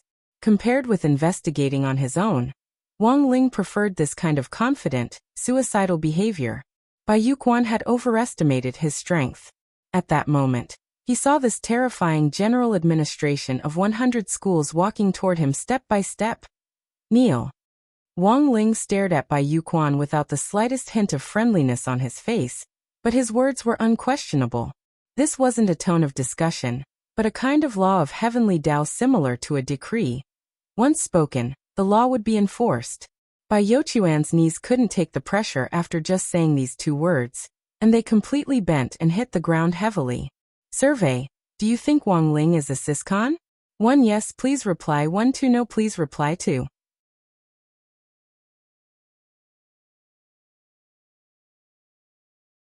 Chapter 1060. As the saying went, to catch bandits, first catch the ringleader. Now that Wang Ling had taken down Bai Yuquan, the morale of the prison combat police on the battlefield skyrocketed once again. They never expected the legendary director Zhua to actually be someone who hid his abilities. If it hadn't been for him blocking the prison invasion this time, the enemy might have already pierced several holes in their barrier. Not only that, the prison would also have suffered a lot of casualties. If this matter got out, it would definitely have a huge impact on the sense of security of Songhai City's residents. What kind of place was a prison? It was the most heavily defended place in all of Songhai City. If even such a place was breached by criminals, it would undoubtedly be a major blow to people's sense of security. In an era of scientific cultivation, peace had always been the main theme of the world. People had always scoffed at the actions of these thugs, and even resisted and condemned them. Someone once said, "If you think your motherland isn't good, you can build it. If you think the government isn't good, you can take the civil service exam to become an official. If you think citizens have no quality, you can start from today and become a high-quality citizen yourself, and use your actions to influence more people. If you think your compatriots are stupid and ignorant, then work hard to learn from them and try to change them, instead of blindly choosing to complain, curse, flee, or even smash and riot. The motherland you are standing on will be like you. If you are in the light, it will not be in the dark. If you are positive, you will no longer listen to the rumors and slanders of those who have given up on themselves. What you can do, what you can say, there is a bit of heat and a bit of light, just like how fireflies can also give off a bit of light in the dark. From now on, if there is no torch in the world, we will be the only light." But unfortunately, there was a small group of people who didn't understand this truth. They held up bricks and proclaimed that they were powerless civilians, turning what should have been a peaceful appeal into a smashing farce. Violence should be stopped at all times. What was more, this was a group of people with unknown origins who were trying in vain to attack the prison. The king's eye had already locked onto Bai Yuquan's soul, and he gritted his teeth in an attempt to make a final struggle. He was the leader of this prison break, and naturally had to think of a way to escape. In the next moment, Bai Yuquan curled up on the ground and screamed in pain. Through the king's eye, Wang Ling could clearly see that Bai Yuquan was trying to cut open his own soul. The Tao of Fate was a special type of Grand Tao. Those who possessed the Tao of Fate could borrow life from the River of Fate to change their fate, and achieve the goal of immortality. This was a great Tao that could manipulate parallel spaces. In other words, if Bai Yuquan gave up his soul here, then in the parallel space, another Bai Yuquan would give up his soul, and move into the current Bai Yuquan's body. This was the truth of fate. He didn't understand how fate Tao worked at first. But now everything was different. In reality, Bai Yuquan's train of thought was feasible. His soul had been locked by the king's eye, so as long as he cut and replaced it, he would be able to escape the king's eye's soul lock. You want to use fate Tao to transfer a new soul from a parallel dimension? Wang Ling fixed his eyes on Bai Yuquan. Bai Yuquan's soul trembled at these words, and he felt like his thoughts were being stolen. You. Having been seen through, Bai Yuquan's expression was one of desperation. So what if you see through me? You can't stop me at all. He roared at Wang Ling, then dug a space tunnel with his bare hands and rushed inside like a fleeing mudfish. As Bai Yuquan fled, he endured the double pain of having his soul cut and being transferred. If it was just his physical body that was damaged, he could freely move a new body from a parallel space to his own. Those who had mastered Fate Dao could move at least 10,000 parallel spaces and use them for themselves, which was equivalent to having 10,000 lives. When necessary, they could fully unleash Fate Dao and even transfer the strength of everyone in 10,000 spaces to themselves. But that was a solitary act, and was also the ultimate profound meaning of Fate Dao. 10,000 elements returned to one. Once he did this, 10,000 lives would be gathered in one body. If he died, he would really die. Bai Yuquan didn't have the guts. Besides, his Fate Dao was a power given to him by someone else, and could only manipulate 100 spaces. If he used 10,000 elements returned to one and died, all the existences in the parallel spaces would be instantly erased. Bai Yuquan would no longer exist in the entire universe. Hurry up a bit more. Enduring the pain of the soul transfer, Bai Yuquan allowed his body to float in the space tunnel as the spatial storm tore at it. Compared with the pain of his soul, the torture of his physical body was nothing to Bai Yuquan. But very quickly, Bai Yuquan realized that something unexpected had happened during the soul transfer. A force seemed to be preventing him from transferring power from the parallel spaces. In the next moment, Bai Yuquan realized that a crack had actually appeared at the bottom of the space tunnel, and a golden red eye was staring at him from the center of the crack.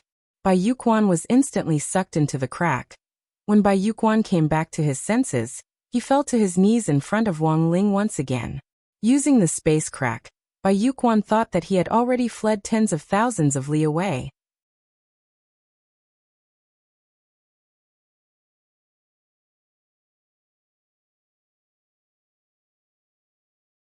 Chapter 1061. Bai Yuquan wanted to struggle, but found that he didn't have the strength to break free from Wang Ling's palm. In fact, under normal circumstances, Wang Ling could choose to forcibly search a person's memory if they didn't want to confess. Unfortunately, he couldn't use this trick on Bai Yuquan. Although Wang Ling had already taken back Fate Dao from the furniture on Bai Yuquan still possessed Fate Dao. Once Fate Dao was used, Bai Yuquan's memory space would become chaotic, and the memories of all sorts of Bai Yuquan from different parallel worlds would intertwine like paste, making it difficult to distinguish them. Wang Ling wasn't in a hurry to interrogate him. After all, Audiobook was still around, and it was just right for his disciple to handle this sort of miscellaneous task. After using the Great Sealing spell on Bai Yuquan, Wang Ling returned to his original body. Bai Yuquan could now be said to be a shrimpy without a shell, completely useless. What was even more terrifying was that as the leader of the Black Shadow Army, Bai Yuquan would be sent to the special prison cell to meet up with the Mahjong trio. This was also the first time that the Mahjong room had 4 people, so there was no need to go to other cells to make up the numbers.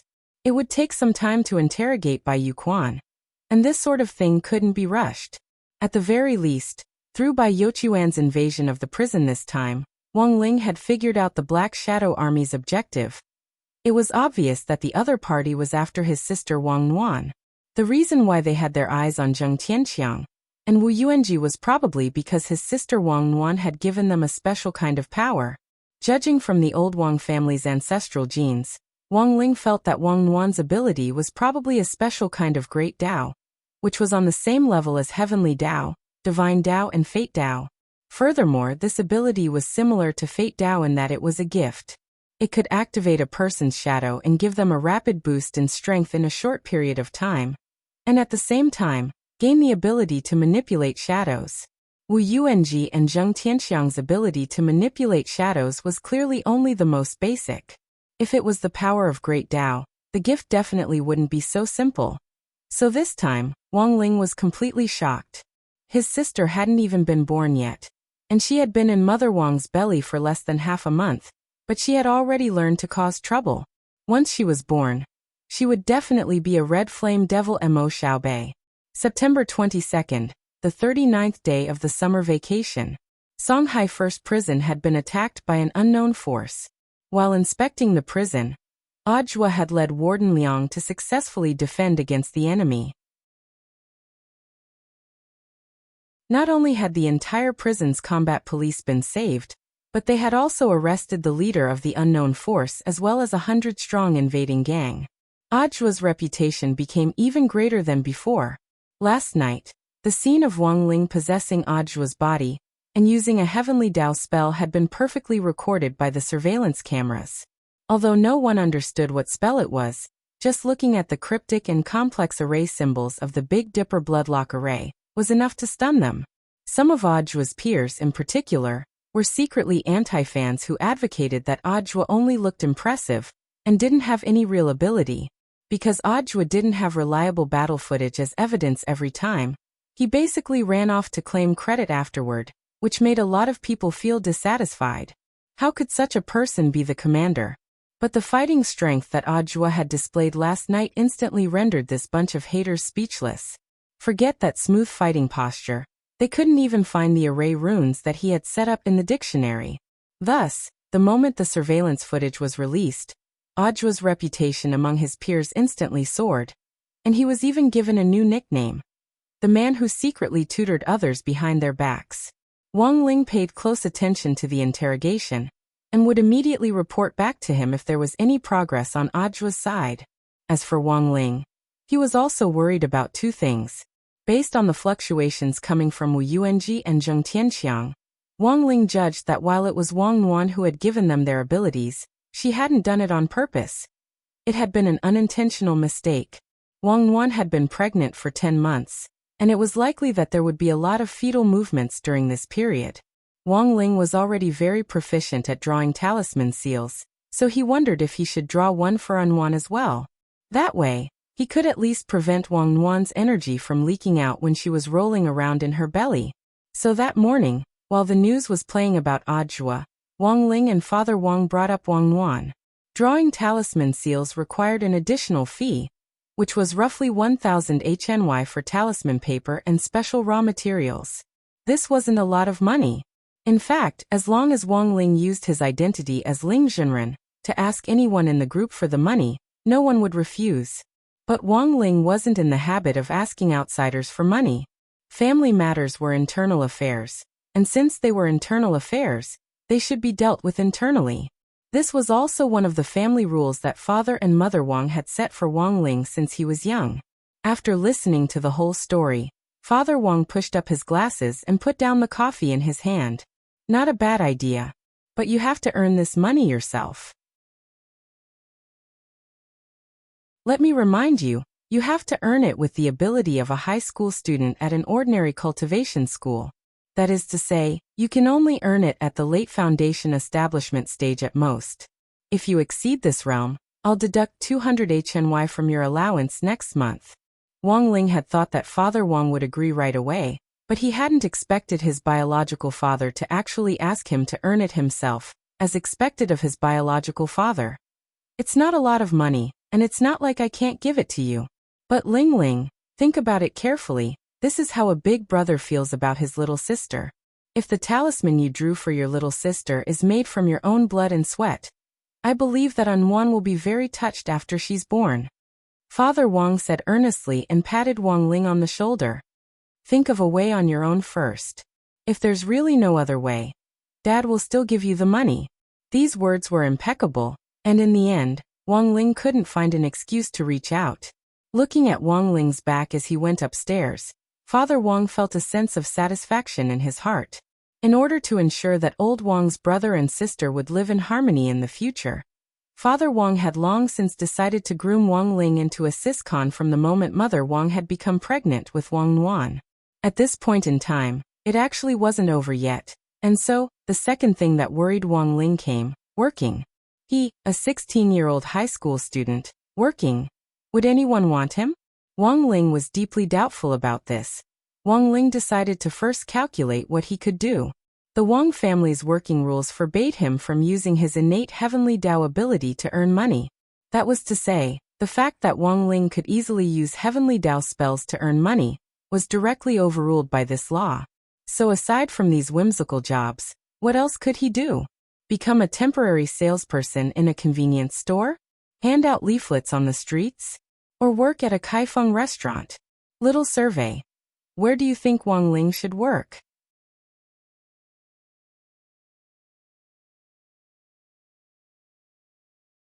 Chapter 1062. In short, Wang Ling's current problem was where to find a job. If he couldn't use Heavenly Dao, it would be a little difficult to earn money. Otherwise, he could use the Heavenly Ear ability to connect to signals from other parallel spaces and casually copy music scores for money, earning tens of thousands of dollars in minutes. But copying music scores wasn't very pleasing, because readers would suspect him of exaggerating the number of words. But while he couldn't use Heavenly Dao, Wang Ling's physical fitness was still there. He had considered whether or not he should become someone's sandbag. In any case, he wouldn't be injured even if he got beaten up.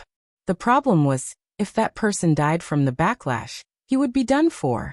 When the Shadow Stream killers had attacked number 60 high previously, he could still vividly remember the death of the boss killer, who had suffered the backlash. The grass on the other party's grave was already dozens of meters tall, right? So after some serious thought, Wang Ling started to ask Super Chen, Dopigua and the others for their opinions in the private chat group. Work. Super Chen directly replied in the group. Then Wang Ling, don't even think about serving tea and water in the catering service. Wang Ling. Wang Ling. You can't even smile, there's no way you'll get a job there. Also, there's a high chance that you'll get a complaint. I heard that if you get a complaint there, you'll be fined. If you work there with a poker face, you might end up paying them hundreds of yuan a day. You don't say. I know about Wang Ling's situation, and there's a job that suits him quite well. At that moment, Dopigua suddenly came up with an idea. What job? Little Peanut was also interested. He can go to a cultivation film and television base as an extra. It's hard money, and they also need student actors. I've introduced a lot of bros from other classes to them, but they don't last long. Why? Because they'll laugh in the middle of acting. It's clearly an extra, and in many cases, they just need to play dead.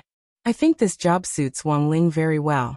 Just as Dopigua finished speaking, Wang Ling directly replied with 2 words. I'm counting on you. Wang Ling had never thought about debuting as an idol, but he felt that he was very suited to be an extra. However, it wasn't easy to take this route. Usually new small-time actors wouldn't have any work to do for a long time. They couldn't even afford to eat.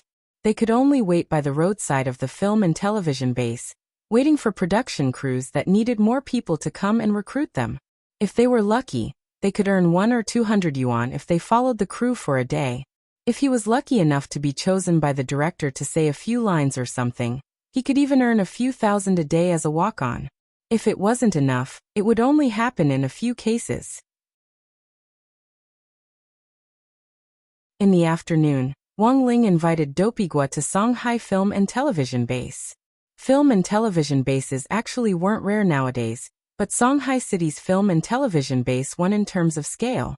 As an international multicultural exchange center, Songhai City was naturally favored by many film crews as well as famous directors, both at home and abroad. The more space there was, the more places he could use his fists and feet. Nowadays, when cultivators make movies, they no longer need to rely solely on special effects. Many explosive scenes can be created by 2 cultivator actors fighting.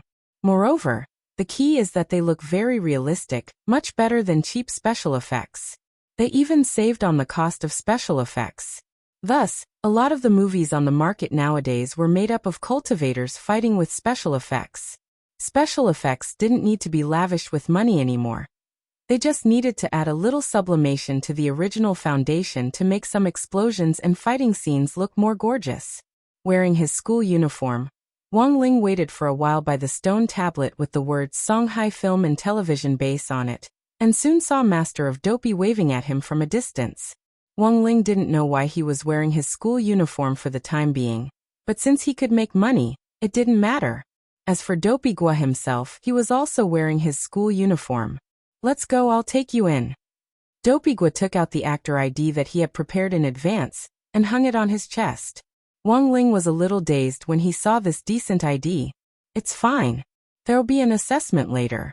I have an uncle in the assessment department, so you just have to deal with it.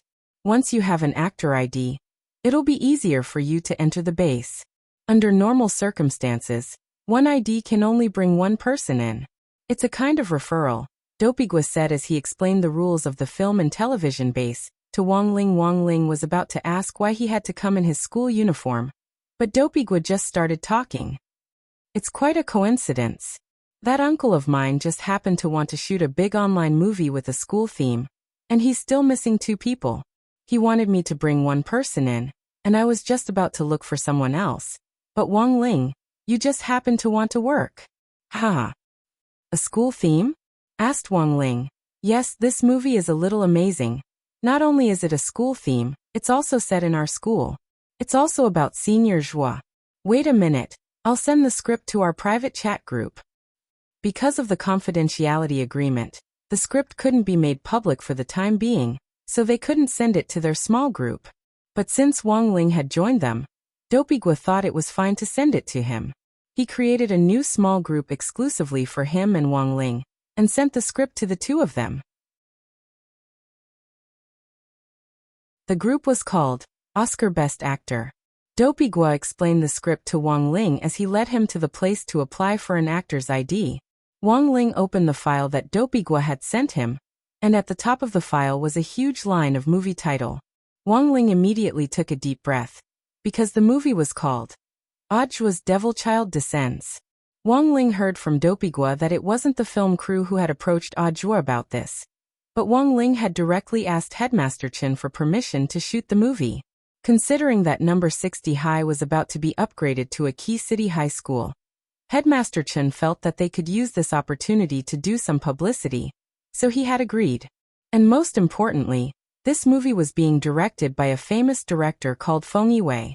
Of course, what surprised Wang Ling the most wasn't the movie title or the director. It was the content of the movie. When Wang Ling flipped through the file and saw the synopsis of the movie, he was completely dumbfounded. The synopsis of the movie was as follows. 6 years ago, the gate between worlds descended and gave birth to a chaos bead. With the combined efforts of numerous experts in the cultivation world, the chaos bead was refined into a demon bead and an immortal pill. The number 1 sect in the cultivation world, number 60 sects, set up a great array and destroyed the demon bead 3 years later. The head of number 60 sects ordered his eldest disciple, Hirogwa, to inject the immortal pill into Audiobook's body. In the end, due to a freak combination of factors, the immortal pill was replaced, and Audiobook, who was supposed to be born from the immortal pill, became the embodiment of the devil path. However, Audiobook wasn't swayed by his fate. He upheld the beliefs of number 60 sects and punished evil all the way, but because of the demon bead, he was misunderstood as a devil who committed all sorts of evil, and was repeatedly made a scapegoat for others. Faced with this situation, what should he do?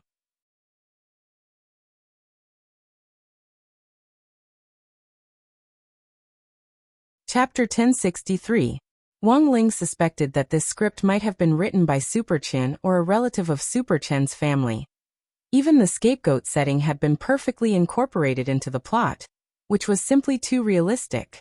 An exam was required to issue an actor's certificate, and the examiner would set the exam questions. Hirogwa had pulled Wang Ling in through his connections, and the topic had already been decided long ago. Wang Ling was in the second batch of 6 people. As for the content of the performance, it was very simple. They had to act as a person with facial paralysis who couldn't laugh. The examiner would tell them a joke, and they would pass as long as they didn't laugh. Wang Ling felt that this exam question was simply tailor-made for him, and wasn't difficult at all.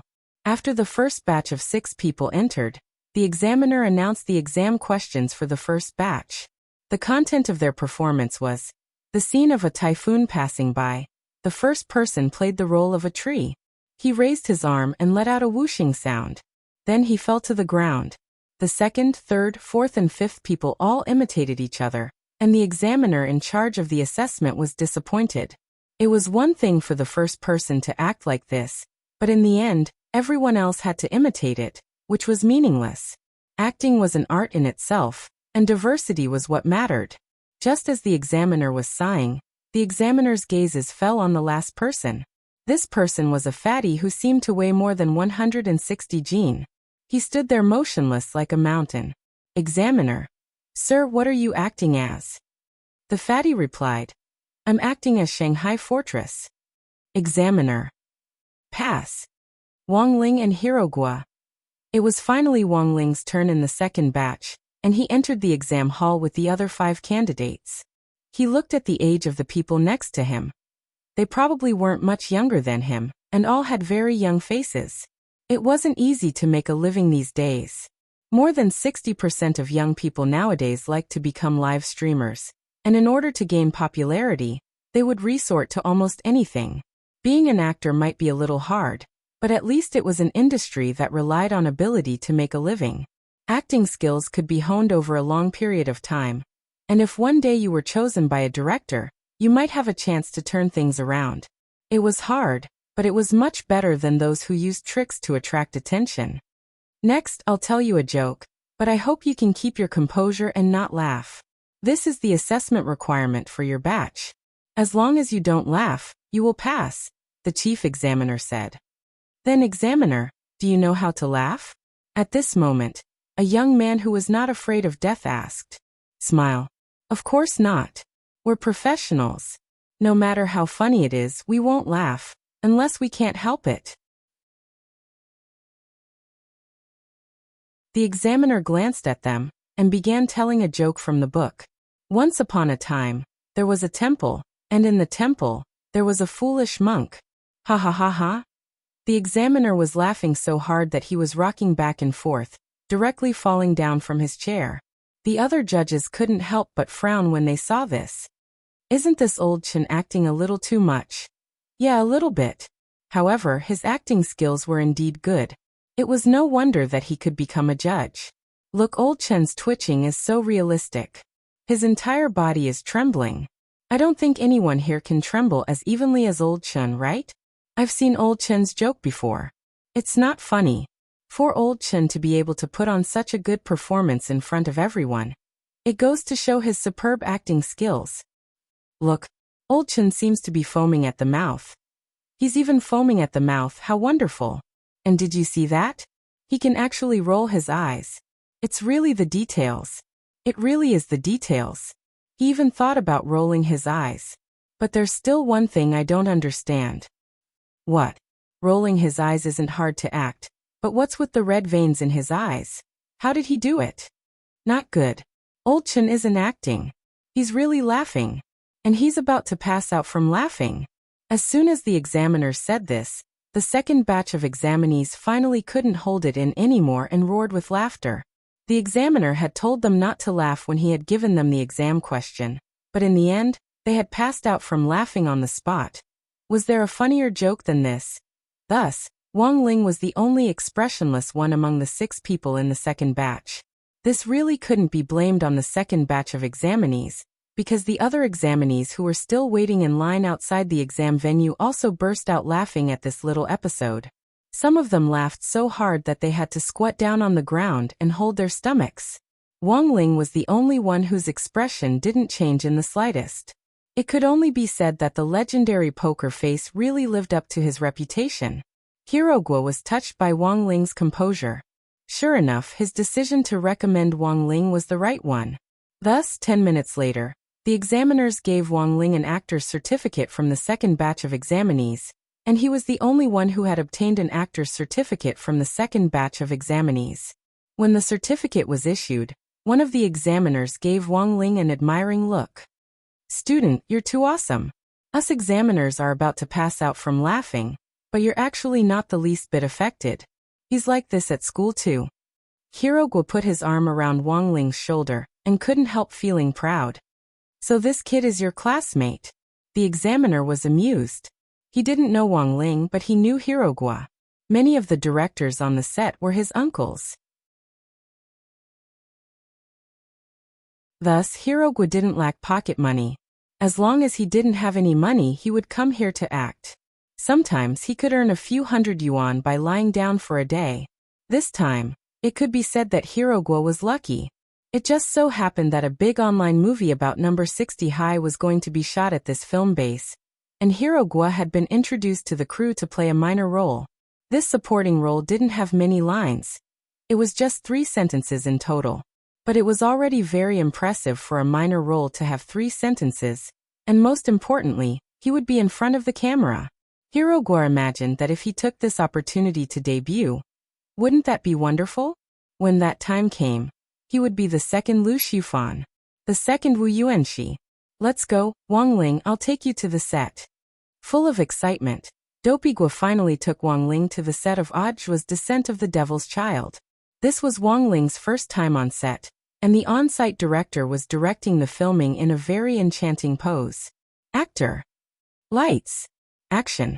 Hirogwa led Wang Ling around. At a time like this, the biggest taboo was for unrelated personnel to walk around. A lot of new actors would accidentally walk into the camera, and their painstakingly shot would go to waste. But Dopigwa was already a wily old fox, and he knew the situation very well. When he brought Wang Ling to the executive director, the latter looked him up and down. Is this the classmate you were talking about? That's right, uncle. Dopigwa nodded. Not bad, he looks pretty good. The executive director nodded. Then which scene will my classmate be in? Let him try in the next scene. There's a fight scene where your classmate just lies on the ground, the executive director said.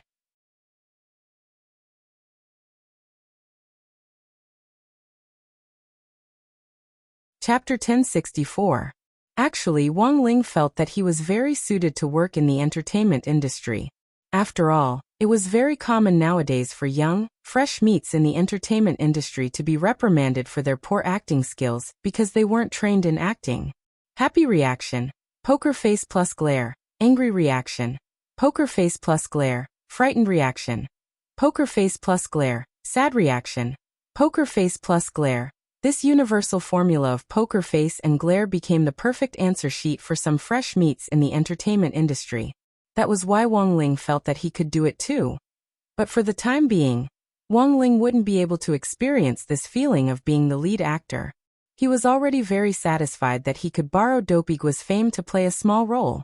Before filming the second scene, the executive director found Wang Ling. Classmate Wang, I'll tell you about the second scene. The second scene is a fight scene. I don't know where you're going to lie. Wang Ling. It's like this. The price is different depending on where you lie. The executive director opened a map of the scene and said patiently to Wang Ling, this green zone is basically safer. The actor's movements and spells during the fight have all been calculated, so the green zone won't be affected. Lying in the green zone for a day is 80 to 100 yuan. The yellow zone is moderately dangerous, and the reward for lying there for a day is 100 to 500 yuan. During the fight scene, there may be a lot of energy shock waves in the air. Because of the precise calculation, there usually won't be any danger. But it needs to be said that once you lie down, you can't move carelessly. No matter how loud the commotion or the explosion sounds, you absolutely can't move because you're afraid, because it could cause trouble. Actors often lie down in the yellow zone for the sake of money, but in the end overestimate their psychological endurance and get up halfway through, only to have their legs and feet blown off. As long as you don't move in this zone, there won't be any major problems. The reward for the red zone is 800 to 1,000 yuan a day. How much you can earn depends on the actor's performance. The red zone is where the attacks are concentrated, and the actors lying there need to be extremely strong psychological and professional qualities. Because they'll be covered by spells, they might be slightly burned while lying down. But this injury is manageable. We have a special freezing cream that will be applied to the burned area as soon as the scene is over, so there won't be any scars. But the prerequisite is that you have to endure the pain, the executive director said. In addition, we have also set up a green golden light shield for the corpses in the red area. The moment the spell is bombarded, the green golden light shield will automatically activate, so it won't cause any life-threatening danger. But if you move recklessly, you might be reduced to a pile of ashes in an instant. Wang Ling was puzzled. Green? It's convenient to cut out the picture later. When it comes to the fight scene, we can remove all the green and golden light in one go, Dopigwa explained. Wang Ling. The executive director nodded. In short, the most important thing to pay attention to in these 3 areas is this. Do not move around. As long as he did not move, His life would not be in danger. Student Wang, which one do you choose? Wang Ling was expressionless. Red. His body had long since become a saint of the mortal body. Great Dao-level spells could not even touch him, let alone a few mere explosions. The executive director was so moved that he quickly shouted excitedly, "Chief Director! Finally, someone is willing to go to the red zone." Wang Ling. After hearing this decision, Dopey Guo was nervous. Wang Ling, you're going too far. Do you want to choose again now? The red zone is really dangerous. It's fine. Wang Ling's expression was as calm as an ancient well. Dopey Guo had heard before that Wang Ling seemed to be short of money to buy a present for his sister. It was just that even Dopey Guo himself had never thought that Wang Ling would actually go to this extent for his sister. Roughly 20 minutes later, Wang Ling lay in the designated position in the red zone with about 20 green and golden light talismans stuck to his back. That was to say, he had to withstand almost 20 attacks. When an ordinary actor saw the shock waves hit their face, their expressions couldn't help but tremble. What more a mere high school student? Hence, a lot of people were skeptical about Wang Ling's decision to take on this job. At such a young age, newborn calves aren't afraid of tigers. He's fine, but he insists on throwing his life away, sigh. Several old extras on the set discussed this behind his back. They felt that Wang Ling was courting death. Several of them were veterans who had been acting for more than 10 years, and it was very hard for them to keep their facial expressions still in the face of the successive shock waves. And this time, Wang Ling was playing an extra who died with his eyes open. That was to say, Wang Ling had to keep his eyes open the entire time. Was this really possible? Extras in position. Actors in position. Following the executive director's orders, all the extras laid down in their predetermined positions. Then the actor appeared. He was a baby-faced actor called Tong Ling. In fact, he was already very old, but because of special maintenance methods and a special internal scripture, he maintained his physical condition at the level of a child, and looked like he was only 11 or 12 years old. This scene was about 12-year-old Audrey being ignored and despised after absorbing the devil bead. In the end, he couldn't control the demonic chi in his rage and exploded. There were a lot of explosions in the middle of the scene, and Wang Ling was playing the role of a villager who died after being caught up in the explosions. In fact, Audrey hadn't killed this villager. Instead, it was the demonic path who had framed him and wanted him to be spurned by the world. Brother Tong, I'll leave this scene to you. The executive director followed Tong Ling. Tong Ling put down his cigar and changed into his costume with the help of his assistant. At the same time, he turned his gaze to the area on the set. This scene had been delayed for a long time because of the explosion scene, and the fact that no extras were willing to take on the role in the Red Corpse area. Of course, the crew had thought of using dummies, but the overall effect was too fake, and it was easy to tell at a glance even after post-production. At that moment, there was actually a high school student lying in the Red Corpse area, which suddenly made Tong Ling feel a little interested. Did this kid do it voluntarily or did you force him? Of course he did it voluntarily. The executive director wiped his sweat. Tong Ling chuckled. Doesn't he know that there are going to be 20 explosions in that area? Does he really have the ability to stay still? Did he buy insurance? I don't care if he gets hurt. We've already signed an agreement with him, and we also promised that as long as he doesn't move, his life won't be in danger. Tong Ling. I hope so. A newborn calf isn't afraid of a tiger. If you want to make some quick money, you sneak onto a film set? How could it be that easy to be an actor? Even if you were an extra, there was a certain level of skill involved. Thinking this, Tong Ling smiled slightly and suddenly wanted to tease Wang Ling.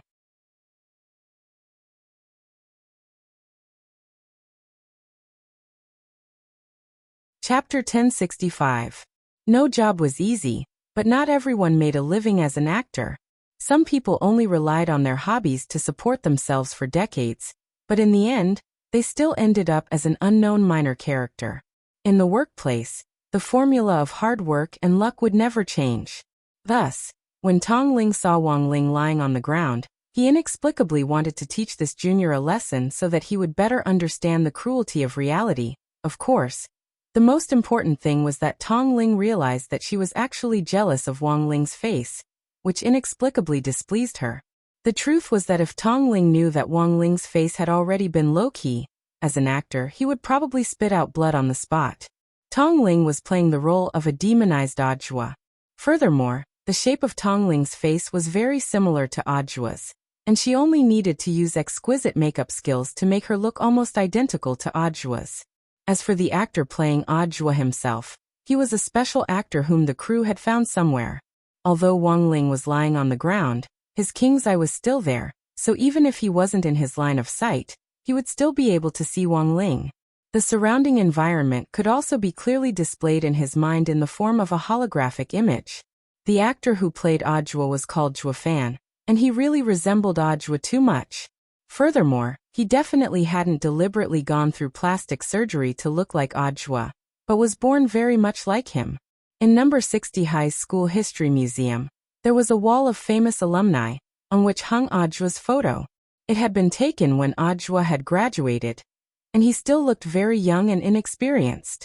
And the actor the crew had found was the young and inexperienced Ajua from back then. Fortunately, their auras were completely different, so it wasn't hard for Wang Ling to tell them apart. This scene was dragged out for a long time, because they couldn't find a walk-on actor who was willing to risk his life. The special actor Jua Fan had already finished filming the scene before the demonization.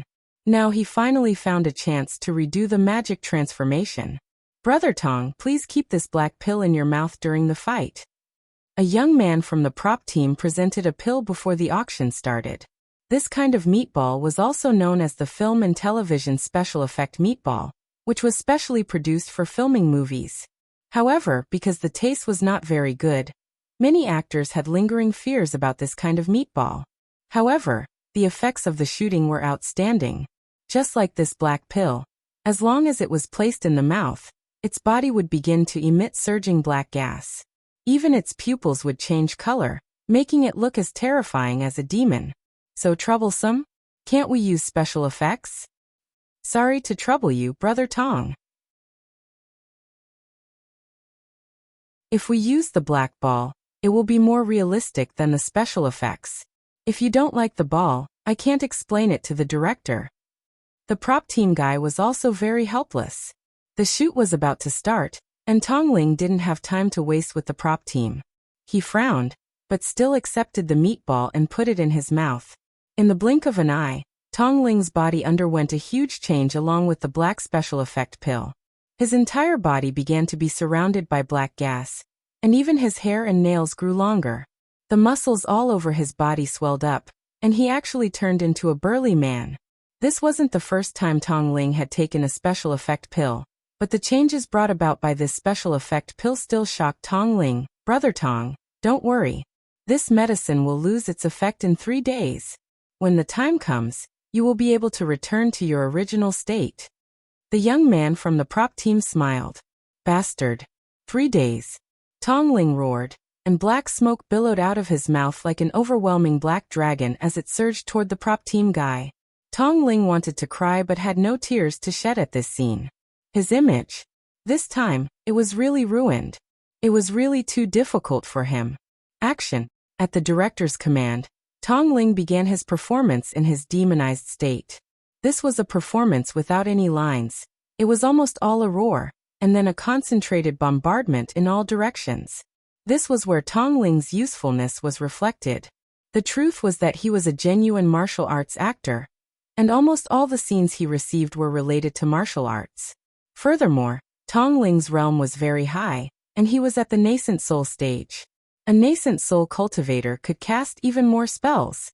Tong Ling had traveled extensively over the years, and in order to meet the requirements of all the major production crews, he had learned a lot of different spells and understood a lot of things, which was why he was deeply loved by the production crews in the entertainment circle. According to the script, Tong Ling closed his eyes and floated in the air. After making a few Chinibu gestures, he started to prepare the spell in his hands. Wang Ling lay motionless on the ground. But very quickly, his body sensed something strange. For some reason his eyelids, which hadn't twitched in a long time, actually twitched at that moment. Eyelid warning? Could it be that something dangerous was about to happen? Wang Ling sensed something strange, but he didn't show it. He was now playing a dead man who had died with grievances.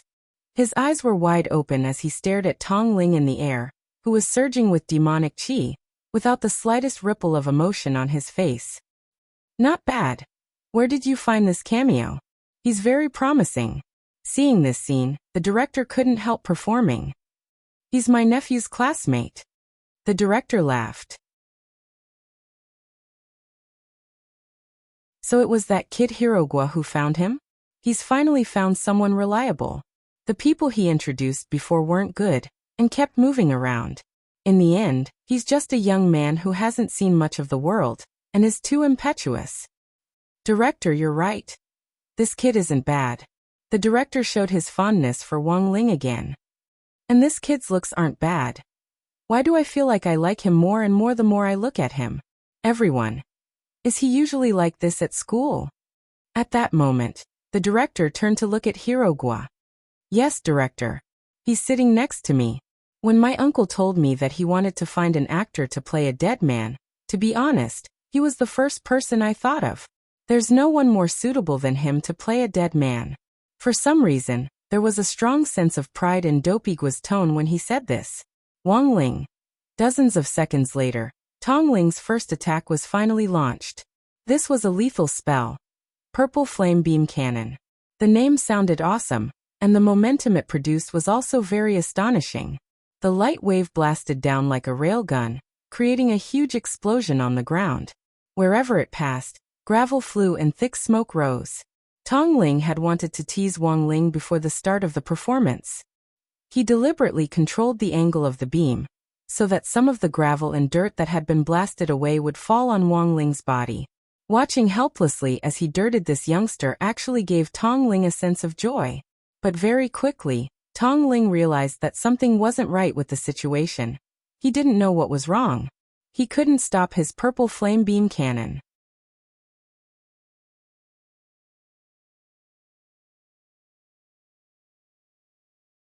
Chapter 1066. For some reason, the moment Tong Ling wanted to tease Wang Ling, he felt as if his body was being firmly controlled by an external force. An evil force was manipulating his body, constantly extracting his spirit energy, and releasing light waves in all directions. If this went on, Tong Ling felt like he was going to be squeezed dry. The purple flame beam cannon swept the ground, sending dirt flying. The more the chief director stared at the image, the more he felt that something wasn't right. Crack! The director called for a cut. It didn't work. In the air, Mr. Tong Ling still looked like he had forgotten himself, and was letting loose. Who can tell me what's going on? Mr. Tong Ling seems to be out of control. Out of control? Why was he out of control? The indiscriminate attack, which was completely out of the script, was already a threat to several minor actors in the green safety zone. Don't shoot at me.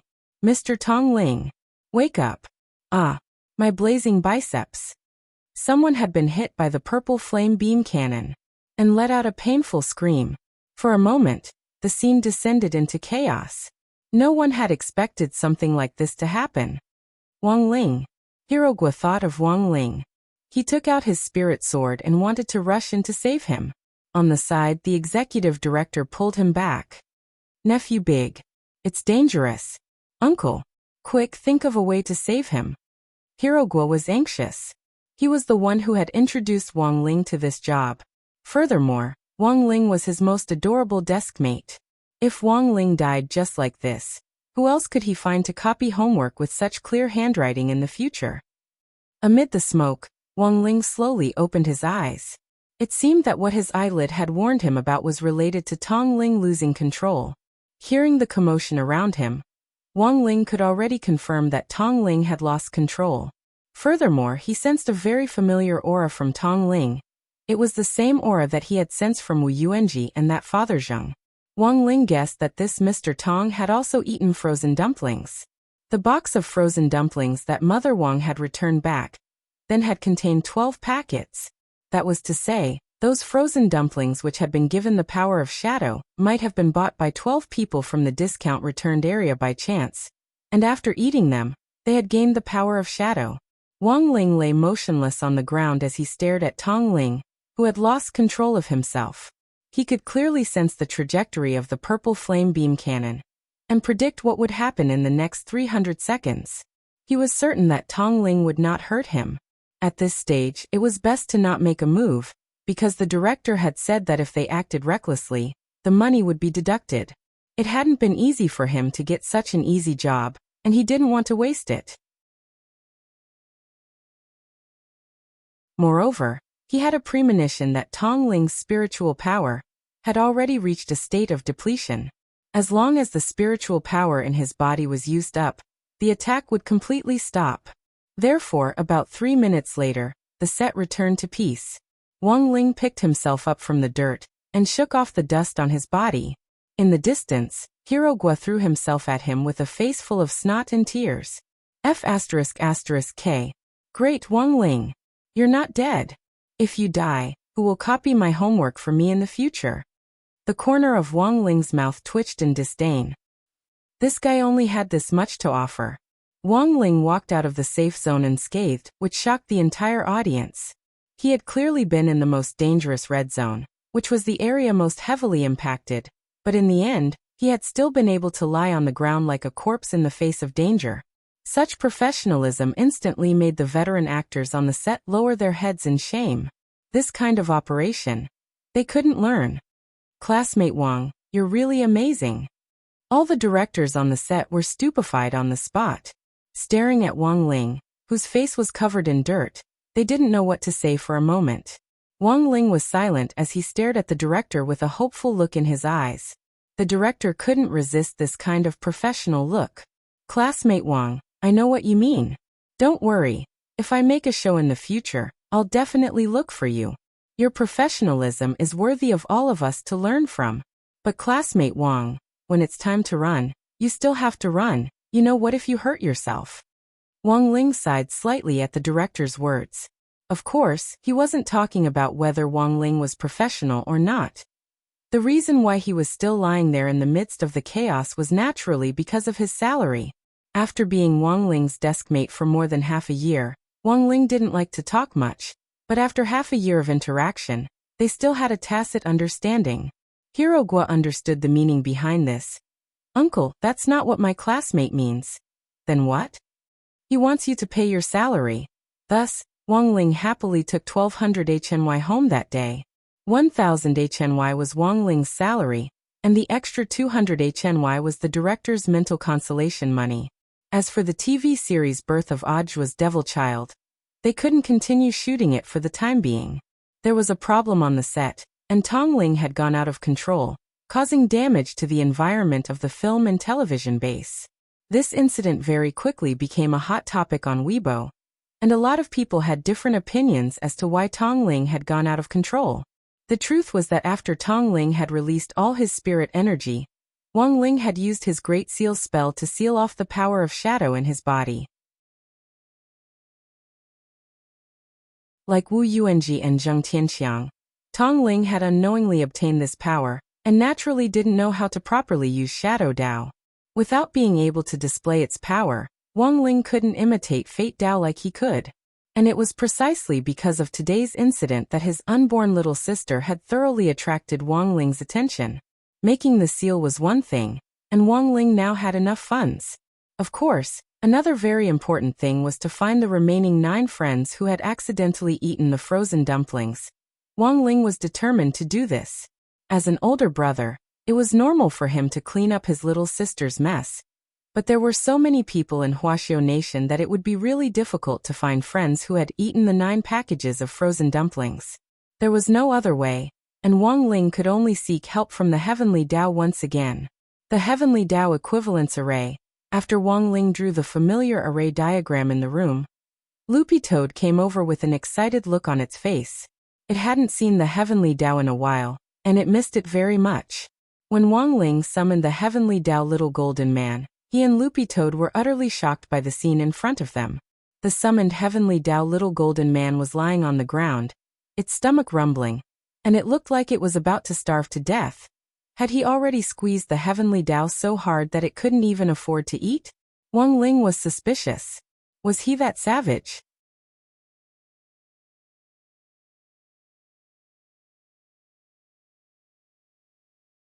Chapter 1067. Ever since Wang Ling had looked for the heavenly Tao to exchange for crispy noodle snacks, the heavenly Tao little golden men had been having a hard time. The key was that they couldn't refuse Wang Ling's crispy noodle snacks at all. Even expired crispy noodle snacks had a kind of magical power that the heavenly Tao little golden men couldn't extricate themselves from. As for why this poor little golden man was lying starving in front of Wang Ling, it was purely because the expired crispy noodle snacks he had exchanged with Wang Ling had been snatched away by his companions, and he had already been forced to develop the habit of eating expired crispy noodle snacks under Wang Ling's law of unequal exchange over the years. He would feel uncomfortable all over if he didn't eat them for a day. In the last few days, Wang Ling hadn't looked for him to exchange crispy noodle snacks, and the little golden man couldn't eat anything else, preferring to go hungry. Loopy Toad never thought that a heavenly Tao little golden man would actually be so addicted to crispy noodle snacks that he couldn't extricate himself from. This showed the magical power of little Masterling's crispy noodle snacks. It couldn't be helped. Apart from the 6 main heavenly Tao, including Strength heavenly Tao, the rest of the little golden men worked under them. Furthermore, they worked overtime on a 996 basis, and when they got off, they went to the ICU. The little golden men had different ways of replenishing themselves. Some little golden men sucked out the divine power of evildoers, which was why there were so many vegetative people around the world who never woke up. Many of these people looked like good people, but they had all made mistakes when they were young, which the heavenly Tao little golden men had noticed. Some little golden men replenished themselves by devouring time, which was why people always felt that time flew by. There were times when you were just looking at your phone to pass the time. In the end, a few hours would be gone. The truth was that the heavenly Tao little golden men played a role in this. People who didn't cherish life, didn't write well, didn't work hard or study hard would appear quietly and steal their time. Of course, there were also little golden men who liked to devour souls, the souls of evildoers. These people had committed murder in their lives, and naturally couldn't enter the cycle of reincarnation after death. Since they couldn't go through reincarnation, they could only become food for the heavenly Tao. The principle of equivalent exchange was an unchanging law of heavenly Tao, except for whitelist users. Since they had done evil when they were young, they would sooner or later suffer retribution from heaven. If you didn't want heaven to know, don't do it. There were many other examples, but the heavenly Tao little golden men usually replenished their energy by devouring power, time, space, soul, spirit, and even life and death. They constantly absorbed these powers to strengthen themselves. Finally, in the year-end election every year, they would become the 6 leaders of heavenly Tao, who symbolized the limits of heavenly Tao's power, which was the current heavenly Tao governing committee. Strength heavenly Tao, time heavenly Tao, space heavenly Tao, soul heavenly Tao, life and death heavenly Tao, mind heavenly Tao. The current 6 leaders of the heavenly Tao governing committee had risen through this method. Of course, the laws of the heavenly Tao were ever-changing. Although the 6 leaders held high positions, it was not impossible for them to be expelled from the 6 great heavenly Tao.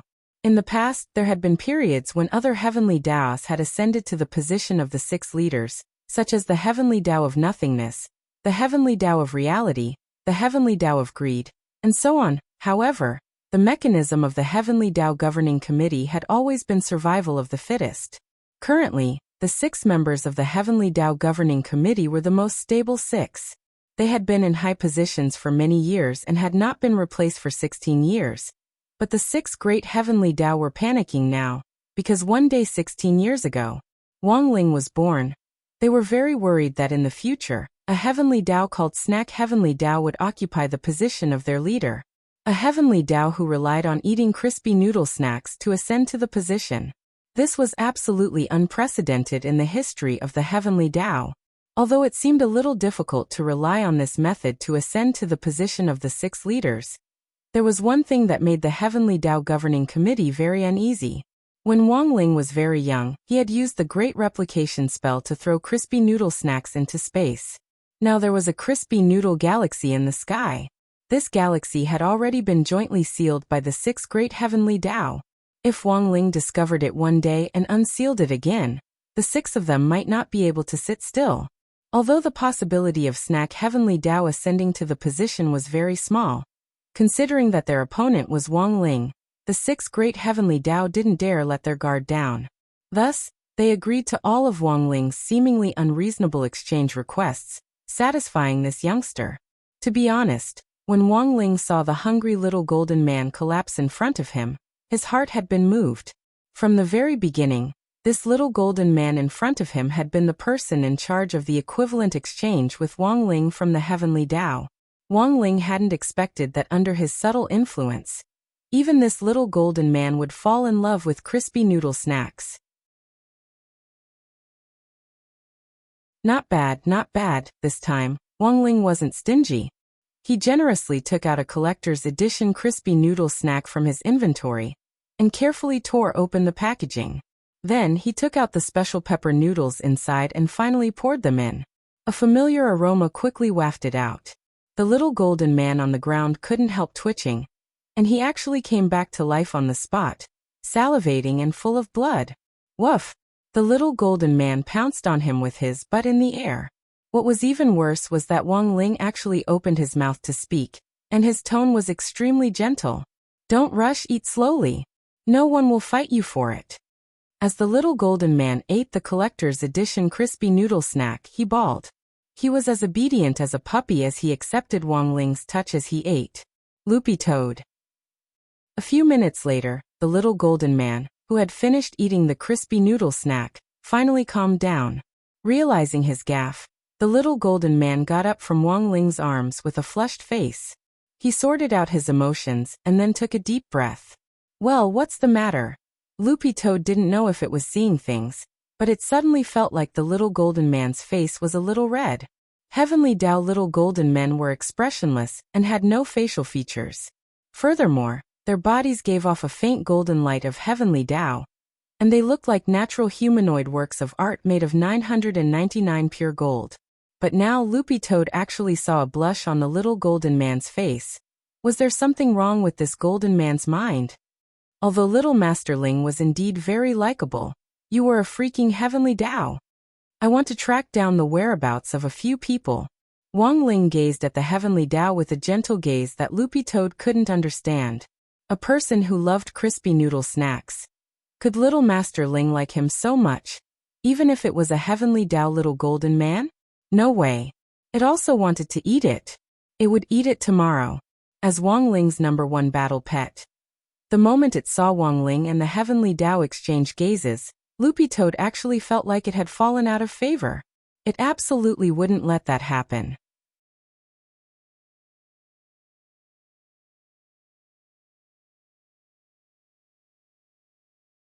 Chapter 1068.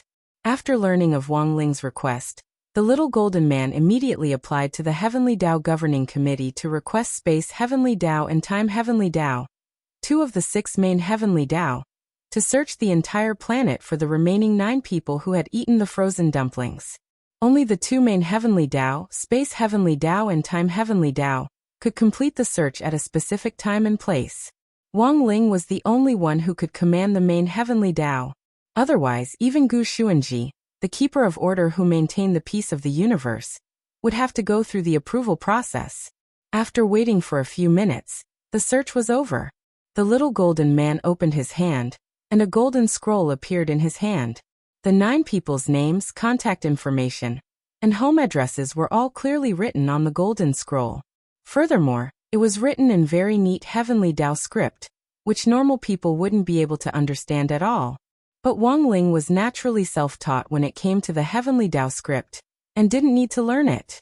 It was as if this language had taken root in his head as his mother tongue, and had been constantly updating its vocabulary since birth. By the time Wang Ling was 10, he had mastered all the Heavenly Dao script. Gazing at the 9 names, Wang Ling heaved a long sigh of relief. These 9 people were all in Songhai City, and the frozen dumplings which had been contaminated with the aura of the Great Dao by Shadow Dao hadn't spread. Next, he would have to seal these 9 people one by one. Wang Ling looked at the first name, Li Daiwei. According to the information, this was an ordinary middle-aged man with a low realm at the foundation establishment stage. But his profession was a little scary. He was an undertaker who mainly put on makeup for the dead, and on the list he was the only one who lived in the suburbs. And it just so happened that this person lived pretty close to the Wang family's small villa. Wang Ling decided to start with this person first. Of course, to prevent any unexpected situations, Wang Ling also sent the names of the other people to Grenade-throwing Senior Immortal, and asked him to send a small team to keep an eye on them. Logically speaking, Wang Ling thought that as long as he sealed them, he would be safe. But what happened next was far beyond Wang Ling's expectations. The power that his unborn little sister wielded was far beyond what Wang Ling could imagine. About 800 li east of the Wang clan's small villa was a graveyard called the Pines and Cranes Garden. Those who could be buried in this cemetery were basically the children of rich and powerful families. Nowadays, the price of graves was very high, and it was even comparable to the price of a house. A square meter in a high-class graveyard could cost hundreds of thousands. So much so that people couldn't even afford to die. The profession of embalmer was a job that made many people pale at the mention of it. Many embalmers had experienced this when they went on blind dates.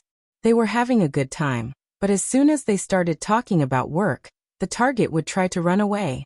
Interacting with the dead was seen as a taboo in the eyes of many people. This was partly due to the customs and culture of his hometown, but in fact it was more superstition. Any profession should be respected. Since there was a job as an embalmer, it meant that there was a need for it in society. Since it was a job that society needed, why would they be afraid of it? Wang Ling used the body teleportation spell to appear at the entrance of the park, followed by Dog 2. Dog 2 had nothing to do at home, so it asked to come out with Wang Ling for some fresh air. In front of the main entrance, Wang Ling got a good look at the entire park. The cemetery was covered in green, and gave off a refreshing floral fragrance. All kinds of flower trees were planted neatly around it. Tower cypress, dragon cypress, 7 lilies, chrysanthemum, dragon claw flowers. The planting of these flowers and trees was also very particular. They symbolized mourning and dignity. They could intimidate the souls of the deceased who had died in an accident. Standing at the entrance, Wang Ling could see in the distance that at the end of the stone steps leading up was a huge 6-legged incense burner. The bottom of the burner glowed faintly, and the smoke that drifted out of it was as white as snow, so holy that it seemed like it could refract light. This was the cemetery's incense burner. In order to promote the concept of environmental protection, people who had come to pay their respects to their loved ones could place the paper money they had prepared in the opening at the bottom of the incense burner. After that, the incense burner would break down the paper money into environmentally friendly smoke that could be quickly absorbed by the surrounding trees. This smoke was very visual. It was like a dragon connecting the sky, so the cyclone of smoke could be seen from a distance. It was like a track that could connect to heaven and other places, and was entrusted with people's longing for the deceased. Wang Ling cast the invisibility spell and walked over with Loopy Toad, who looked around curiously. Because of their powerful eyes, one man and one dog could see a lot of spirits floating in the graveyard on the side as they walked along the main path.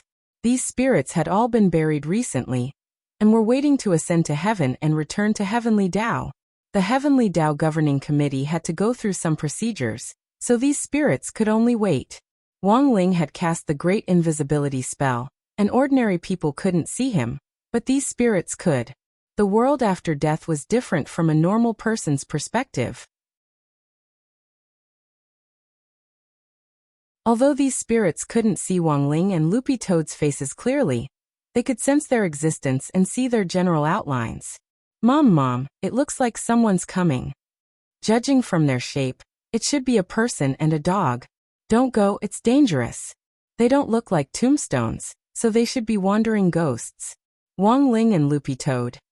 As it turned out, these spirits thought they were spirits as well. Mom, but they don't look like bad people. Can I go play with the dog? No, daughter, we're going to ascend to heaven soon. We can't let anything happen. Our cemetery hasn't been peaceful recently.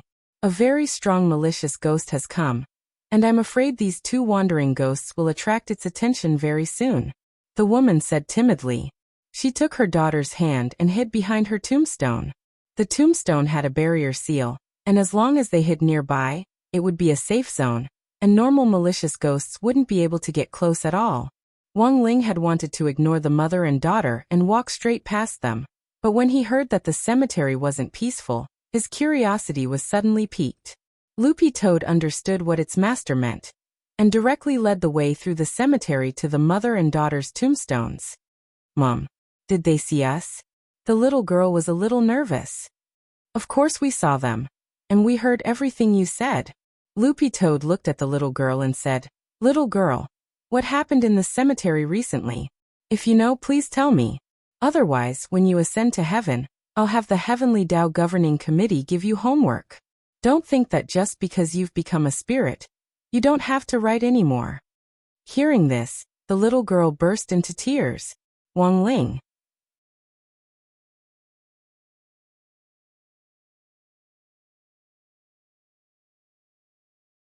Chapter 1069. What Loopy Toad said wasn't a threat but the truth.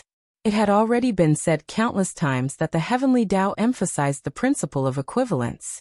In the mortal world, those who didn't do their homework properly didn't do it, or even copied it would automatically enter a remedial room after they ascended to heaven to complete their unfinished homework. They had to complete all the homework they had missed out on during their 9 years of compulsory education before they could enter the Heavenly Tao cycle of reincarnation. Although the little girl wasn't very old, she looked like she was already in the 4th grade of primary school. Nowadays, there was a lot of homework for primary school students, but Loopy Toad didn't know whether the girl had finished it or not. In any case, if she hadn't, there was a high chance that she would still have to make it up after she ascended to heaven.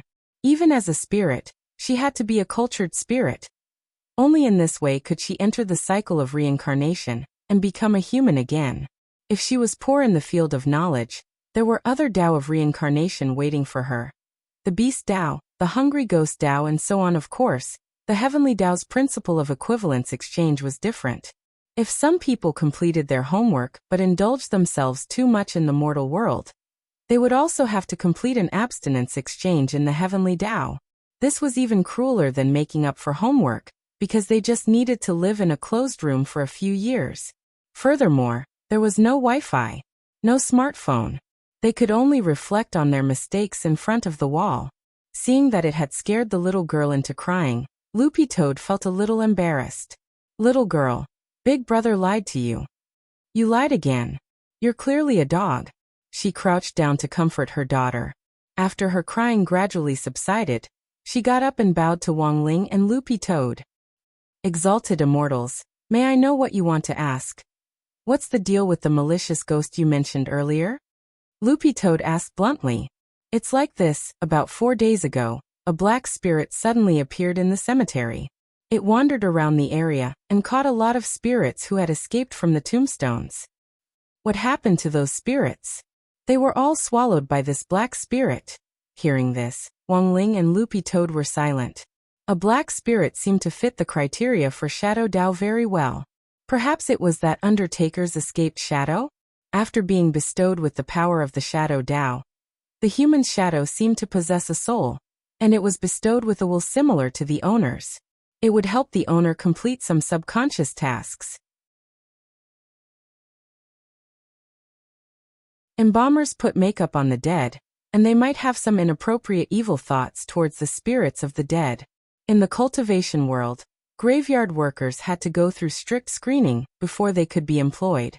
This was because there were some evil Tao magical arts that used the absorption of spiritual bodies to strengthen one's cultivation, and gravediggers had such favorable conditions to cast such evil spells. There was such a case 100 years ago. There was a person who used a curse spell to send Ozzel in the bullet screen of all the major videos, and those who watched the bullet screen would often tease Wei's mass grave.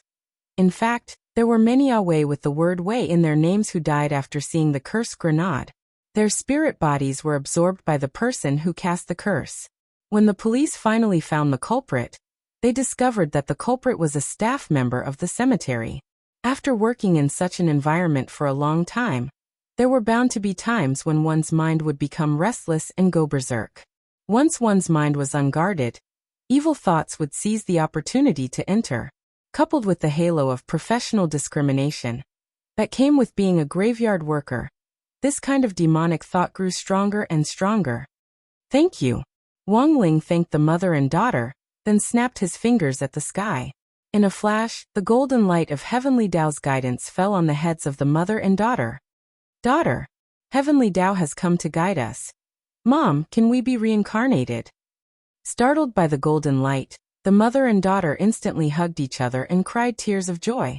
These days, they had been scared after seeing the black spirit bodies, and didn't know when the Heavenly Tao would take them away. They never thought that this little brother whose face they couldn't see clearly would actually help them. With just a snap of his fingers, he could actually alarm the Heavenly Tao to help them. Was this little brother the Heavenly Tao itself that had descended into the mortal world? Overwhelmed by the favor, the woman hurriedly knelt down in front of Wang Ling with her daughter. A little embarrassed, Wang Ling helped them up, and finally watched as the mother and daughter were sent into reincarnation under the guidance of the Heavenly Tao golden light. Wang Ling pinched his fingers together and did some calculations. After reincarnating, the mother and daughter would become sisters who would live in a wealthy family and not have to worry about food and clothing. Of course, the reason why Wang Ling had the Heavenly Tao take them away in advance wasn't for any other reason. It was because of their kind intentions and pitiful life experiences. They had drowned to save a boy who had fallen into the water. After their deaths, their actions hadn't been approved by the boy's family. Perhaps it was because they were worried that the mother and daughter's families would demand compensation. Or maybe it was because of other reasons. But after their deaths, their spirits had never been able to rest in peace. Just now they had been soaked from head to toe. Thus, Wang Ling decided to help them. Now his top priority was to ferret out the black spirit bodies. "May I know why the two of you have graced us with your presence?" At that moment, a cold voice rang out behind Wang Ling. Turning his head, Wang Ling saw a stooped old man with snow-white makeup whose hair had already fallen off smiling at him. The other party's smile was very terrifying and eerie. The most important thing was that this person had no shadow. "It's this person." Loopy Toad narrowed its eyes. It could clearly sense the evil intent emanating from this old man. Coupled with the fact that he didn't have a shadow, this person was probably the Undertaker they were looking for. What a pity, what a pity. The Undertaker looked regretfully at the mother and daughter who had flown into the sky along with the Heavenly Tao golden light.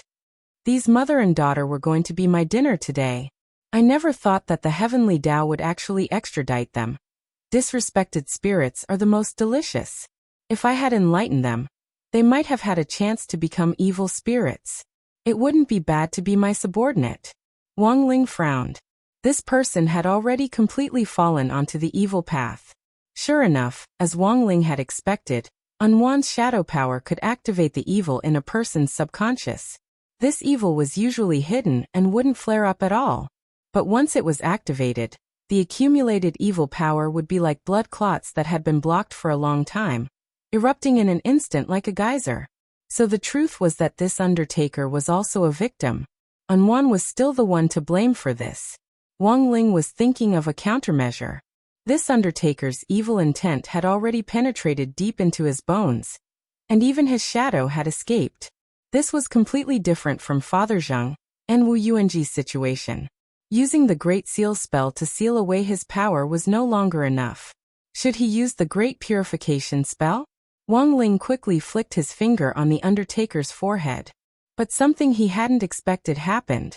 Not only wasn't the evil intent in this Undertaker's body purified at all, his aura had instead increased a lot. How could this be? You're tuning in to the Dreamy Chapters YouTube channel. We're so grateful for your support, and don't forget to subscribe to join us on this incredible journey through captivating stories. Your generosity through donations truly makes a world of difference, as it's the primary source of revenue that allows me to expand and enhance this channel for you. Thank you from the bottom of my heart for being a part of this adventure.